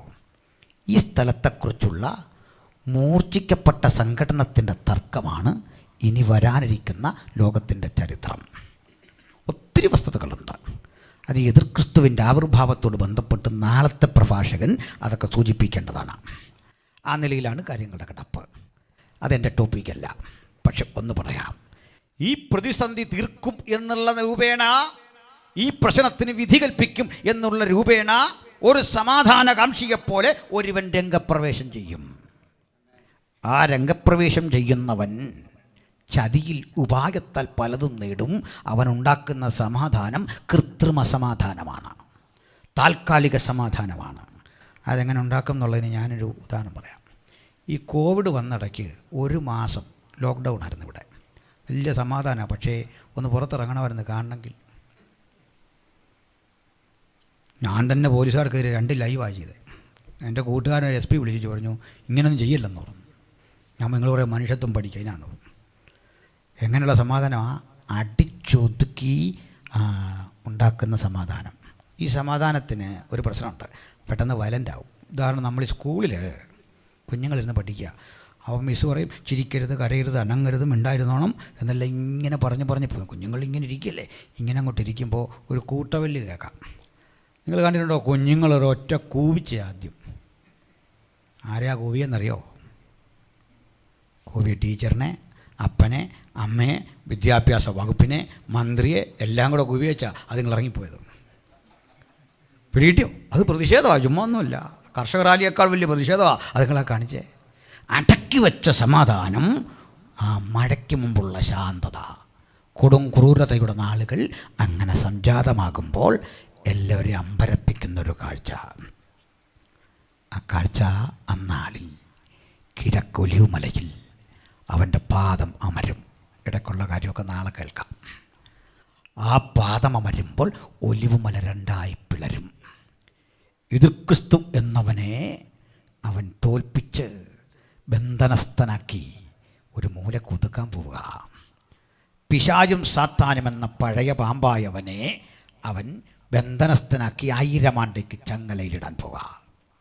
അതിനു മുമ്പ് എതിർക്രിസ്തു എന്നവനെ കൂടെയുള്ള കള്ളപ്രവാചകനെ ഗന്ധക തീപ്പൊയ്കയിൽ തട്ടാൻ പോവുക. അതുകൊണ്ട് അതിനു മുമ്പ് പിടിക്കപ്പെട്ടവനെ ബന്ധനസ്ഥരായ തൻ്റെ ജനത്തെ മാറോട് ചേർത്തിട്ട് തിരുസഭയെ അവൻ തൻ്റെ കരങ്ങൾക്ക് കീഴിലേക്ക് ചേർത്തിട്ട് നിന്റെ വലങ്കരം എൻ്റെ തലയിൻ മീതെ ഇരിക്കട്ടെ, നിന്റെ ഇടങ്കരം എന്നെ ആശ്വസിക്കട്ടെ. ഉത്തമഗീതത്തിലെ വചനം പോലെ തൻ്റെ തിരുസഭയുമായി കടന്നു വരുന്ന യേശുവിനെ കണ്ടിട്ട് പ്രവാചകൻ ചോദിക്കുക, മരുഭൂമിയിൽ നിന്ന് പ്രിയന്റെ മേൽ ചാരി വരുന്ന ഇവൾ ആരാണ്? മോഹനരൂപിയായ ദൈവത്തിൻ്റെ തിരുസഭ ഒരുമിച്ച് യെരൂശലേമിലേക്ക് ഇങ്ങനെ അങ്ങോട്ട് പ്രവേശിക്കും. യുഗങ്ങൾക്കപ്പുറത്ത് ഈ ഒലിവുമലയിൽ നിന്ന് വിടവാങ്ങിയ യേശു ഇതേ സ്ഥലത്ത് വന്നിട്ട് കിദ്രോൻ തോട് കടന്ന് യെരൂശലേമിലേക്ക് പ്രവേശിക്കും. യെരൂശലേമിലേക്ക് പ്രവേശിക്കുമ്പോൾ എല്ലാവരെയും അമ്പരപ്പിക്കുന്നൊരു കാഴ്ച അക്ഷരാർത്ഥത്തിൽ കാണും. പതിറ്റാണ്ടുകളായി, അല്ല നൂറ്റാണ്ടുകളായി, സഹസ്രാബ്ദങ്ങളായി അടഞ്ഞു കിടക്കുന്ന യെരൂശലേമിൻ്റെ വാതിൽ രണ്ടായി തുറക്കപ്പെടും. ഈ രംഗമാത്മാവിൽ കണ്ടുകൊണ്ട് പണ്ട് ദാവീദ് എഴുതി വെച്ചു, വാതിലുകളെ നിങ്ങളുടെ തലകളെ ഉയർത്തുവിൻ, പണ്ടേയുള്ള കതകുകളെ ഉയർന്നിരിപ്പിൻ, മഹത്വത്തിൻ്റെ രാജാവ് പ്രവേശിക്കട്ടെ. മഹത്വ രാജാവായവൻ സർവഭൂമിക്കും രാജാവായിരിക്കുന്നു, ഒരു ചാതുര്യകീർത്തനം പാടുവീൻ എന്ന് സങ്കീർത്തനത്തിൽ കാണുന്നു.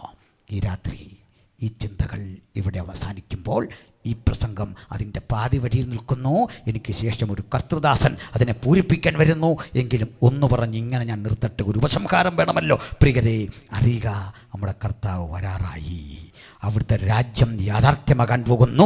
നിഴലുകൾ പൊരുളുകളാകുന്ന ഈ കാലത്തിൻ്റെ സായം സന്ധ്യയിൽ യേശുവിനെ കൂടാതെ ഒരാളെങ്കിലും ഉണ്ടെങ്കിൽ കൈവിടപ്പെടാതിരിക്കുവാൻ അവൻ്റെ ബലമുള്ള കരങ്ങൾക്ക് കീഴിൽ നമുക്ക് താണിരിക്കാം. നാഥാ, നിന്റെ വരവിനായി എന്നെയും ഒരുക്കണമേ എന്ന് പ്രാർത്ഥിക്കാം.